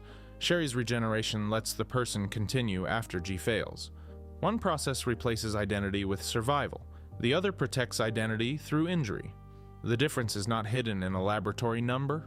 It is visible every time Sherry treats Jake as a person, before a vaccine source. G keeps her alive. She decides what being alive is for. Alexia chose 15 years. Alexia Ashford does not freeze herself to escape a monster. She freezes herself so she can become one without losing her mind. In 1983, she infects herself with T. Veronica and enters cryogenic suspension for 15 years. When she wakes, the virus is stable and she is still intelligent. The ice was not treatment, it was incubation. The Ashford family experiment. To understand the experiment, we need to understand the Ashford family, which manages to turn cloning, aristocracy, sibling obsession, and ant research into one extremely unhealthy household. The Ashfords are one of Umbrella's founding families. Edward Ashford helps discover the progenitor virus with Oswell Spencer and James Marcus. After Edward's death, the family's influence declines. His son Alexander becomes obsessed with restoring the Ashford name. Alexander's solution is Project Code Veronica. He studies the genetic material of Veronica Ashford, the legendary family matriarch, and attempts to reproduce her intelligence in a new heir. The process uses manipulated genetic material introduced into an unfertilized egg and carried by a surrogate. The result is twins, Alfred and Alexia. People often call them clones of Veronica. That is close enough for a quick description, but not perfectly precise. They are engineered descendants, created with Veronica's genetic material, not simple identical photocopies. Alexander evaluates them like research results. Alfred is highly intelligent, but not exceptional enough for the project's purpose. Alexia is a genius. She graduates at an extremely young age, becomes a senior Umbrella researcher, and restores prestige to the family through ability rather than Alexander's leadership. The twins eventually discover the truth of their birth. They learn that their father did not create the project because he wanted children. He wanted a successful recreation of an ancestor who could repair the family legacy. Alexia absorbs the message completely. Instead of rejecting the idea that intelligence determines human value, she decides Alexander has proven his own inferiority. The monster they made first. The twins use him as a test subject. Alexia has been developing T. veronica, a virus created through progenitor research combined with genetic material associated with a queen ant. The ant component is not random decoration. Alexia's Queen Ant report explains her worldview. A colony has one queen. Workers and soldiers serve it. Individual lives are replaceable because the queen is the organizing, intelligence, and reproductive center. Alexia sees herself in that role. Human beings are not equals. They are a colony waiting for the correct queen. She infects Alexander with T. veronica. The result fails. His body mutates rapidly. His mind collapses. He becomes the creature later known as Nosferatu, a blind, decaying monster with an exposed heart and poisonous gas surrounding him. Alfred and Alexia imprison him beneath the Antarctic base. The family tells the world Alexander has disappeared. His suffering becomes another secret sealed inside an Umbrella facility. For Alexia, the failed experiment provides essential data. T. veronica can create enormous power, but rapid infection overwhelms the host. Alexander's cells change too quickly for his mind and body to adapt in a controlled way. If Alexia injects herself and remains active, she risks becoming another Nosferatu. She needs the virus to spread slowly. Lowering body temperature reduces metabolism and biological activity. By entering suspended animation, Alexia can stretch the infection across 15 years. Her cells adapt gradually instead of undergoing immediate catastrophic mutation. The exact period is not presented as a magical property of the number 15. It is the result Alexia calculates for achieving coexistence and immunity while preserving intelligence. She is not waiting for the virus to die. She is giving it time to become part of her. This is the key distinction between her cryogenic sleep and ordinary medical suspension. A patient might be cooled to slow disease until doctors find a cure. Why 15 years mattered. Alexia slows the disease until it succeeds. She trusts the outcome so completely that she makes her own body the final experiment. That confidence comes from genius, arrogance, and a worldview where nobody else is qualified to rule the result. It also requires Alfred. While Alexia sleeps, Alfred must maintain the Antarctic systems, protect the secret, and ensure nobody interrupts the 15-year process. Her official death provides cover. If Umbrella believes Alexia died in an accident, rivals are less likely to search for her work or the cryogenic chamber. Alfred becomes guardian of the Queen. His life after her suspension is one of the strangest tragedies in Resident Evil. Alfred already knows Alexia is the successful child. Alexander's report defines him as the lesser result. He loves and worships his sister while building his identity around service to her. During the 15 years alone, he begins dressing and speaking as Alexia, carrying out conversations between his own personality and a version of hers. The original game presents this as a shock reveal in a style that has aged poorly. The horror is not the clothing. It is that Alfred cannot maintain a self without performing the person he was taught matters more. His sister is alive but unavailable. His father is a monster in a cell. His grandfather is dead. The Ashford identity has narrowed to one sleeping body. Alfred keeps the colony functioning until the Queen returns. Rockford Island, the Ashford prison and training facility, becomes another expression of that power. Prisoners are tortured. Staff live under Alfred's unstable authority. Umbrella's internal wars eventually bring destruction to the island. Claire Redfield is imprisoned there after attempting to infiltrate an Umbrella facility in Paris. A rival attack led by Albert Wesker's forces releases the T-virus across Rockford. The outbreak pushes Claire and Steve Burnside through the Ashford family's secrets and eventually toward the Antarctic base. Alfred is wounded during the confrontation. Dying, he reaches Alexia's chamber just as the 15-year period ends. She wakes. Alfred experiences this as fulfillment. He has preserved her, defended the family, and survived long enough to see the Queen return.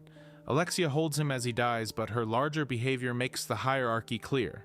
Alfred's purpose has been completed. She turns toward conquest. The T. veronica experiment has worked. What woke up in Antarctica? Alexia retains her intelligence and human appearance. She can transform deliberately, produce intense heat and flame-like blood, control infected organisms, and command a colony through viral signals. Her body has reached the symbiosis she wanted. That word, symbiosis, should not be mistaken for equality between Alexia and the virus. She is not passively coexisting with a separate creature. Her identity remains dominant enough to direct the biological system. This is what Alexander's rapid infection failed to achieve.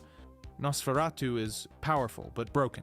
Alexia is powerful and intentional. She can move between a human form and increasingly insect-like combat forms. Her blood ignites or produces heat on contact. She generates tentacles and ant-like offspring. In her final mutation, wings and an egg-producing body make the queen ant metaphor literal.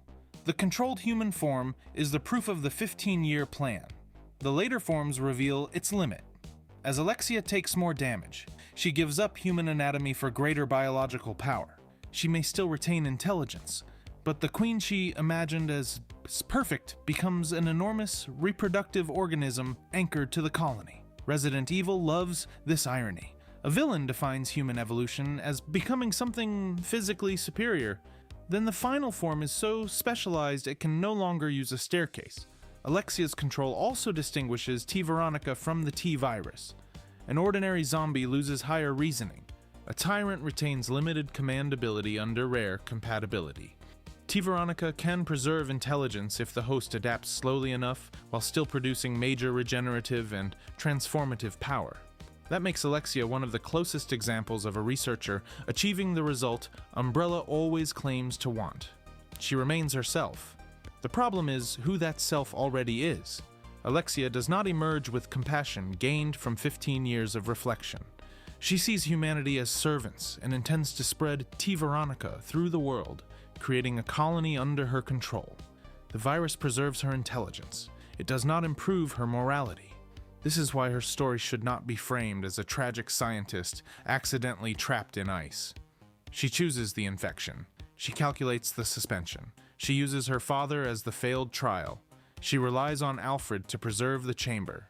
She wakes according to schedule and pursues the ideology she had before sleeping.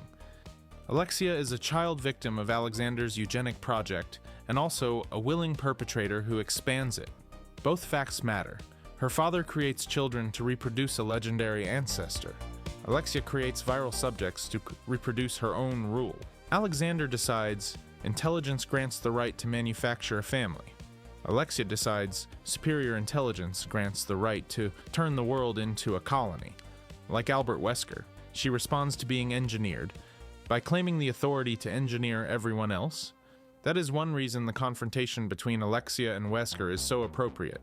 Wesker travels to the Antarctic facility seeking the T. Veronica virus. He has enhanced abilities from his own experimental infection and believes he can take whatever he needs.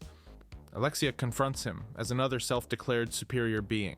The scene is essentially two eugenic science projects meeting in a hallway and discovering the building has only one ego permit. Wesker recognizes her power and changes tactics. He later obtains T. Veronica material through Steve Burnside's infected body in the broader chain of events. Alexia turns Steve into another test subject after capturing him. The virus mutates the teenager into a powerful creature. Unlike Alexander, Steve retains enough of himself to save Claire briefly before dying. Even that moment becomes biological property. Wesker takes Steve's body because the virus can be recovered from it. The people surrounding Alexia are repeatedly reduced to containers. Alexander contains failed data. Alexia contains successful symbiosis. Steve contains a recoverable sample. Alfred contains a lifetime of loyalty. Claire is a threat. Chris is an obstacle. Nobody exists outside utility to the Queen. This is why the 15 years are also psychologically revealing. Alexia assumes Alfred will devote his entire adulthood to maintaining her plan. She does not build a partnership where both twins pursue lives. She assigns him a function and enters sleep. For Alexia, this is natural. Soldiers and workers do not ask what the Queen gives up in return. Alfred accepts because the family taught him that serving Alexia is the closest he can come to sharing her value. The suspended body controls the waking brother without speaking. When Alexia finally awakens, the family structure has achieved its purest form.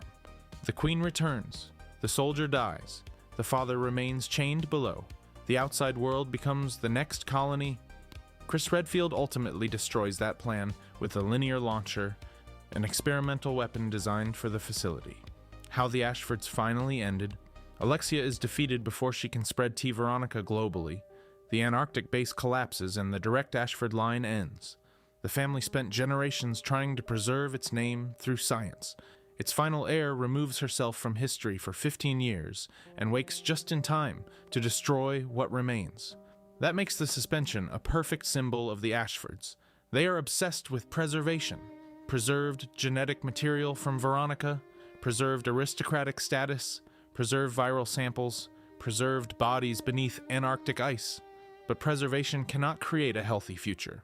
Alexander recreates the past instead of loving the children in front of him. Alfred preserves Alexia instead of developing a self. Alexia preserves her intelligence while allowing empathy to become irrelevant. The biology works, the family fails. There is also a factual distinction between freezing and cryogenic suspension. Alexia is not literally turned into a solid block of ice like a forgotten dinner. Her body is kept at a carefully lowered temperature inside specialized equipment. The goal is to slow metabolism and viral progression while keeping her viable. The title "Frozen for 15 years" is accurate conversationally. The mechanism is controlled suspended animation. That mechanism is why simply opening the capsule early would be dangerous. If the virus has not completed gradual adaptation, Alexia could undergo the same uncontrolled process as Alexander. Alfred is not waiting for a calendar because his sister enjoys dramatic anniversaries. He is guarding the duration required by the experiment, and the duration succeeds by the standard Alexia chose. She wakes intelligent. She controls her abilities. She can dominate infected creatures. She is stronger than the father who failed. The fact Chris eventually kills her does not make the experiment scientifically meaningless. It means biological success does not guarantee military victory, especially when the opponent has located the enormous linear cannon in the next room. So why did Alexia Ashford freeze herself for 15 years?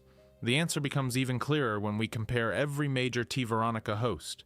Alexander receives the virus without a slow adaptation period. His mutation is immediate and destructive. He retains traces of attachment to his children, but his higher identity is mostly gone. The virus creates power without a stable ruler. Steve Burnside is infected by Alexia in 1998. He mutates rapidly into a large, axe-wielding creature. His mind is overwhelmed enough that he attacks Claire, but not erased completely. When Alexia's tentacles threaten Claire, Steve regains control long enough to save her. That moment proves T. Veronica does not flip consciousness off like a light. A strong emotional impulse can survive inside acute mutation. It does not make Steve stable. His body reverts and he dies from the damage. Rapid infection remains catastrophic. Manuela Hidalgo, years later during Operation Javier, demonstrates another route. Her father treats her disease with T. Veronica and tries to manage the infection through repeated organ transplants taken from kidnapped girls. Manuela develops the ability to produce intense heat and flame-like blood, similar to Alexia's power. She retains her mind through determination and medical intervention, but her condition is dangerous and difficult to control. Alexia alone builds adaptation into the original plan. She does not rely on a stream of replacement organs, a last-minute emotional recovery, or luck after injection. She changes the speed of the process before it begins. Temperature is the lever. Viruses depend on cellular activity. Slow the host's metabolism and use slow replication, immune response, and tissue change. In real biology, freezing a person for 15 years would create more problems than it solves. Resident Evil's cryogenic technology allows the fictional premise: suspended animation keeps Alexia alive while T. Veronica integrates at a controlled rate. The number 15 represents the predicted time needed for adaptation, not the general incubation period of every T. Veronica infection. Steve does not need to be placed in a freezer until 2013, because Alexia's protocol is specific to her attempt at complete symbiosis. That word "complete" matters. Alexia is not merely seeking immunity from the virus. She wants access to its power while maintaining the intelligence required to command it. Her body needs to recognize the infection as part of itself instead of fighting, rejecting, or being consumed by it. In that sense, suspended animation works like an extremely long negotiation between cells. Unfortunately, one side of the negotiation intends to conquer Earth. The queen ant genetics give that conquest a structure. Ant colonies coordinate through chemical signals. Individuals perform specialized roles around a reproductive queen. Alexia's T. Veronica system mirrors that organization through control over infected creatures and the production of offspring. Her final form is not random body horror. It is the ideology becoming anatomy. She develops an egg layer. She produces smaller organisms. She occupies the center while the colony acts around her. Even her human beauty functions like the calm surface of a hive. The controlled form lets Alexia present intelligence and superiority. Damage strips away that presentation and reveals the reproductive machinery underneath. This is why the father experiment is so important. Alexander is not only a convenient test subject, he represents the old Ashford order Alexia intends to replace. Alexander manufactures the twins because he wants Veronica reborn. Alexia infects Alexander because she wants the family hierarchy inverted. The parent becomes larval data. The daughter becomes queen. Alfred becomes worker and soldier. The family's scientific project does not restore its past. It converts family roles into colony roles. 15 years also erase the period when Alexia might have developed outside that structure. She enters suspension while still extraordinarily young. She wakes with the same ideological certainty, but the world and everyone around her have aged. Alfred lives through adolescence and adulthood. Umbrella expands, Raccoon City falls, and the Ashford family declines further. Alexia experiences none of that time socially. Her cells adapt, her worldview does not. That may be another reason she seems so absolute on waking. There has been no ordinary life to challenge the queen fantasy, no equal colleagues, changing friendships, failure outside controlled research, or experience of dependence beyond Alfred's service. Why success was the horror. The cryogenic chamber preserves arrogance as effectively as intelligence. Her fake death protects more than the experiment too. Umbrella politics are dangerous. A child prodigy controlling T. Veronica would attract Spencer, rival researchers, and people willing to seize the work. By declaring Alexia dead, Alfred removes her from the corporate board. Nobody can recruit, assassinate, or interrogate a dead scientist. The secret also feeds Alfred's collapse. He cannot share the truth or seek help without exposing her.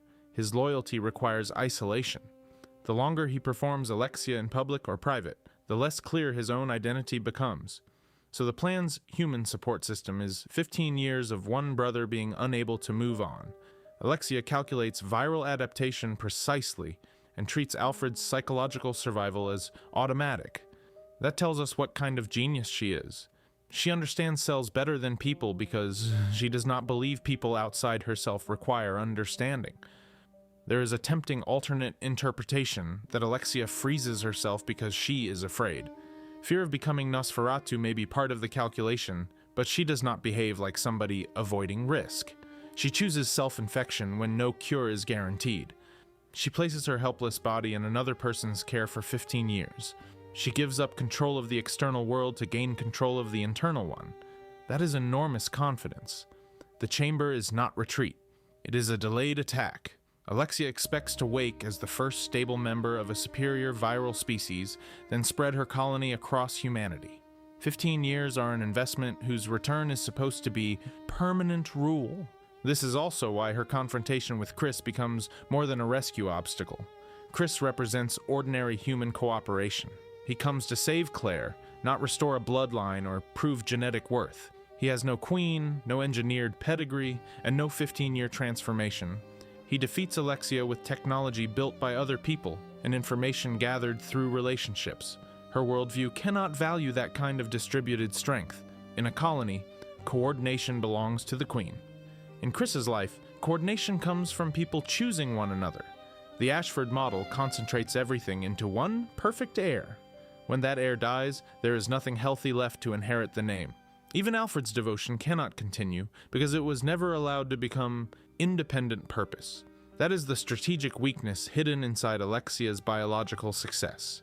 A system centered entirely on one irreplaceable queen is powerful until the queen can be reached. Chris reaches her. The linear launcher does the rest. So yes, the freezing works. It works better than the direct infections around it. It preserves the mind, stabilizes the virus, and produces deliberate control. But it also reveals the difference between solving a scientific problem and solving the problem you created science for. Alexia wants to restore the Ashford family and transcend humanity. She wakes to find Alfred dying, Alexander imprisoned as a monster, Rockfort destroyed, and her research targeted by Wesker. The body is successful. The life waiting outside the chamber is already gone. That final timeline gives the title its real weight. 15 years is longer than Alexia's entire conscious childhood. She spends more time adapting inside a machine than she spends living among other people before it. For Alfred, those years are his life. For Alexia, they are a procedure. The imbalance explains their reunion. Alfred reaches the chamber carrying 15 years of devotion, loneliness, fear, an invented conversation. Alexia wakes carrying the biological result she expected. They meet at the same moment with completely different amounts of time inside it.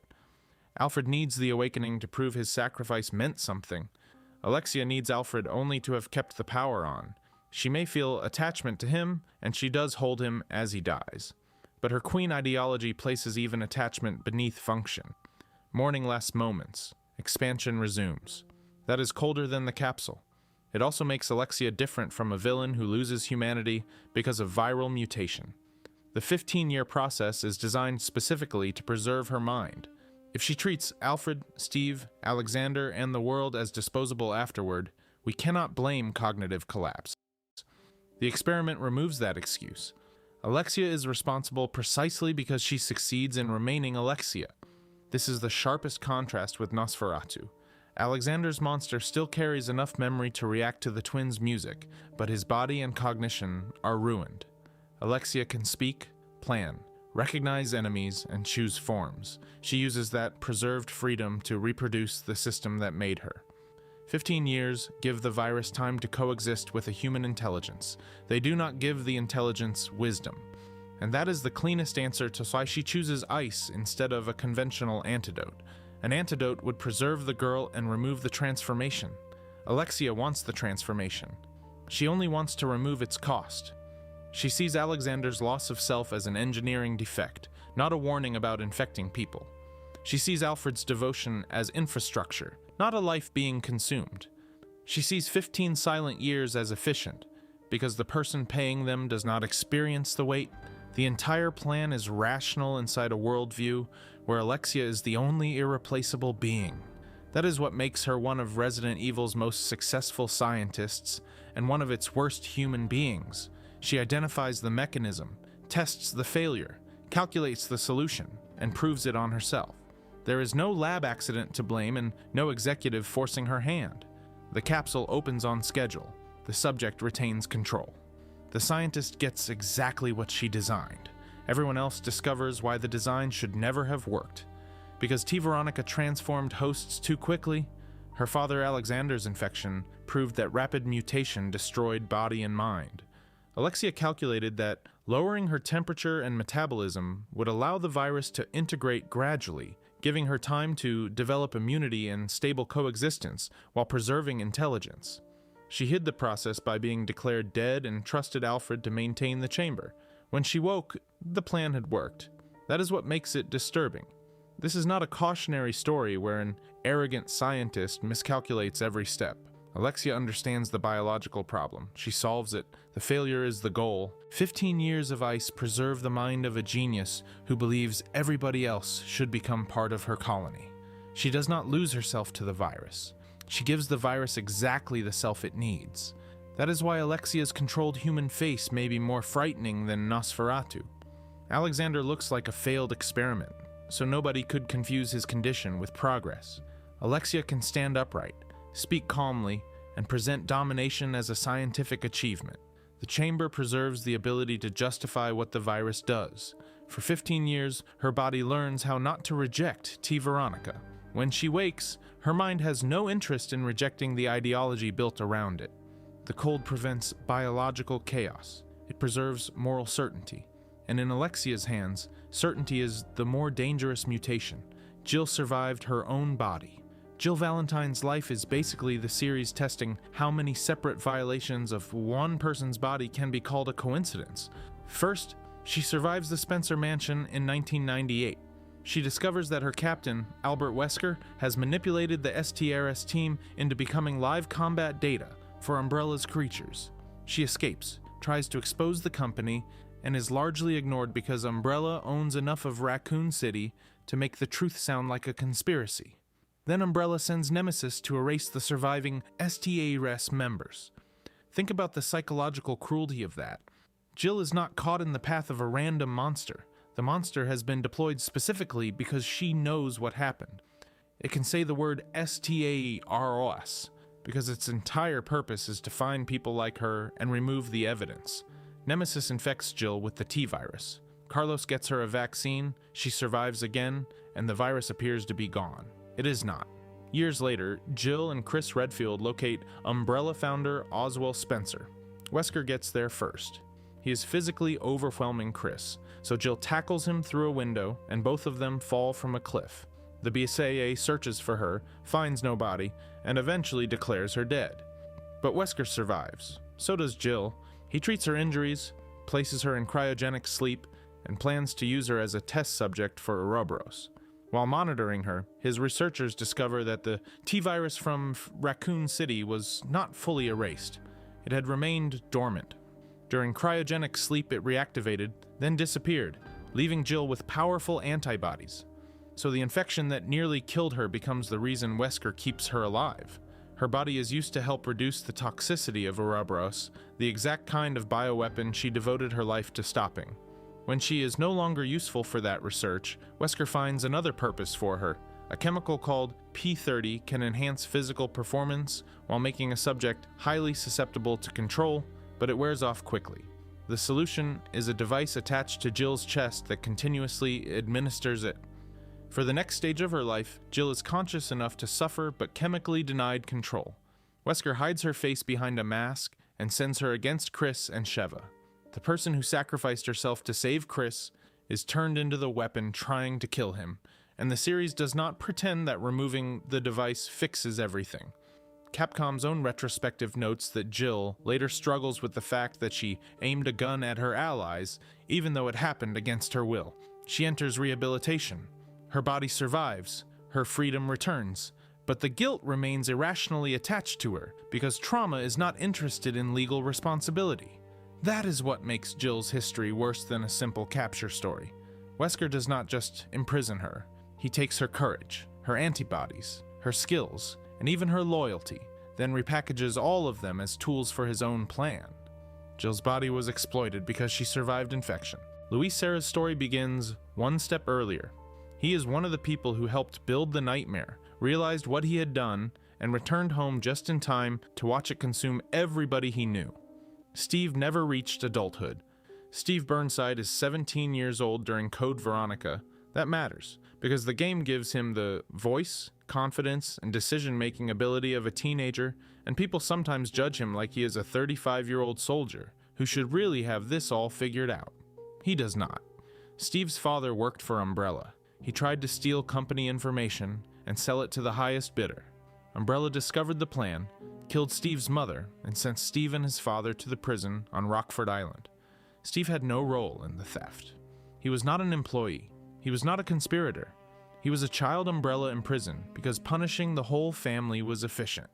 By the time Claire Redfield meets him, Steve covers fear with arrogance. He insists he does not need anyone. He distrusts family and tries to act older than he is.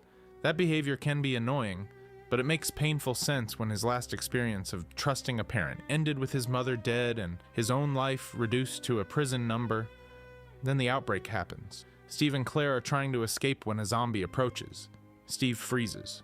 Claire cannot understand why he will not shoot until the zombie turns toward her, and Steve empties both guns into it while screaming one word: "Father." Afterward, he explains what his father did. He calls him reckless and stupid. He is furious.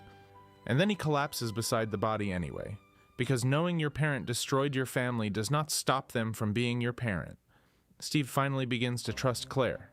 He helps her escape Rockfort, follows her to the Antarctic facility, and seems, for a few minutes, like he might actually survive. Then Alexia Ashford captures him and administers the T. Veronica virus. The mutation is immediate and enormous. Steve becomes a towering creature carrying an axe. He pursues Claire and nearly kills her. But when Alexia's tendrils seize Claire, some part of Steve regains control. Capcom's official creature description is explicit that his mind was not completely overwhelmed. He turns on the tendril, saves Claire, changes back enough to speak, and dies after telling her he loves her. Then Wesker appears and says he has taken Steve's body because the T. Veronica virus can be recovered from it. This is another detail that often gets mangled. Wesker does not say he sold Steve's body to a drug lord. Later, a T. Veronica sample reaches Javier Hidalgo, but the canon point is that Steve's infected body becomes a source Wesker can exploit. Even after death, Steve is still valuable biological property. His father treats Umbrella secrets as something to sell.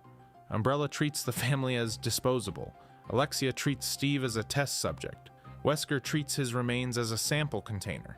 The only person who treats him like a human being is Claire, and they have barely any time together. Steve's story is not disturbing because a teenager is immature. It is disturbing because every adult institution around him proves that his distrust was reasonable. Our next victim also retreats from other people. But where Steve performs confidence, Donna Beneviento, pronounced Beneviento, hides so completely that she needs a doll to speak for her. Donna needed Angie. Donna Beneviento is easy to reduce to the creepy doll lady, which feels slightly unfair when Resident Evil Village also contains a 9-foot vampire and a man who appears to have built an entire factory because therapy was unavailable. Donna is different from the other village lords because almost everything frightening about her is a defense mechanism that somebody else weaponized. The gardener's diary says she had feared other people since childhood because of the scar across her face. After her parents died, she isolated herself and spoke only through Angie, a doll her father had made for her. The game never states that her parents killed themselves, and it never gives a neat diagnosis for Donna's condition.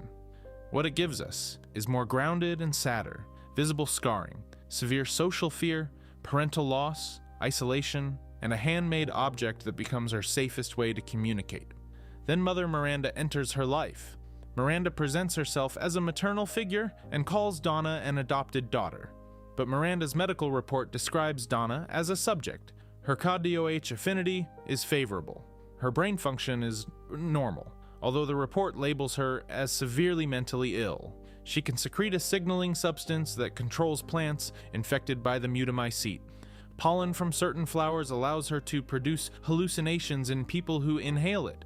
She divides that parasite among her dolls so she can control them remotely.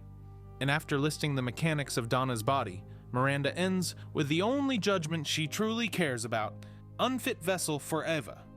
So Donna's new mother is not rescuing her from loneliness. Miranda is testing whether Donna's body can house the consciousness of her dead child. The gardener sees Donna becoming more animated and is grateful to Miranda. Then Donna gives him yellow flowers. Their pollen makes him hallucinate his dead wife. Donna is thrilled and invites him to the house, saying he can see his family again. The diary stops there. That does not prove exactly what Donna intended or exactly how he died. It does show the pattern. Donna's power offers people the thing she wants most: the return of someone they lost. It is a beautiful promise delivered through neurological manipulation. When Ethan reaches House Beneviento, Donna uses Mia's image, Rose's voice, a wooden doll, and the unforgettable giant infant hallucination to turn his private fears into architecture. She does not just attack him. She makes him walk through the possibility that his marriage was built on secrets and that he failed as a father. But Donna is not a harmless victim. Her grief has made her dangerous. Her final confrontation proves she is willing to trap and kill Ethan rather than let him leave. The accurate line is not that she begs him to stay. She tells him she cannot let him leave. That distinction matters. Donna is sympathetic, but sympathy is not innocence. Her backstory is disturbing because Miranda found a lonely, psychologically vulnerable woman whose only stable relationship was with a doll, then gave that doll power and called the experiment a family. That is the thread connecting Resident Evil's people. The virus rarely invents a desire from nothing. It finds loyalty, grief, ambition, guilt, or love, and turns that human quality into leverage. The heroes keep choosing who they want to be after an institution has already chosen a use for them. The villains stop making that choice and decide everybody else can become material. The monsters are what remains when a person is denied the choice completely.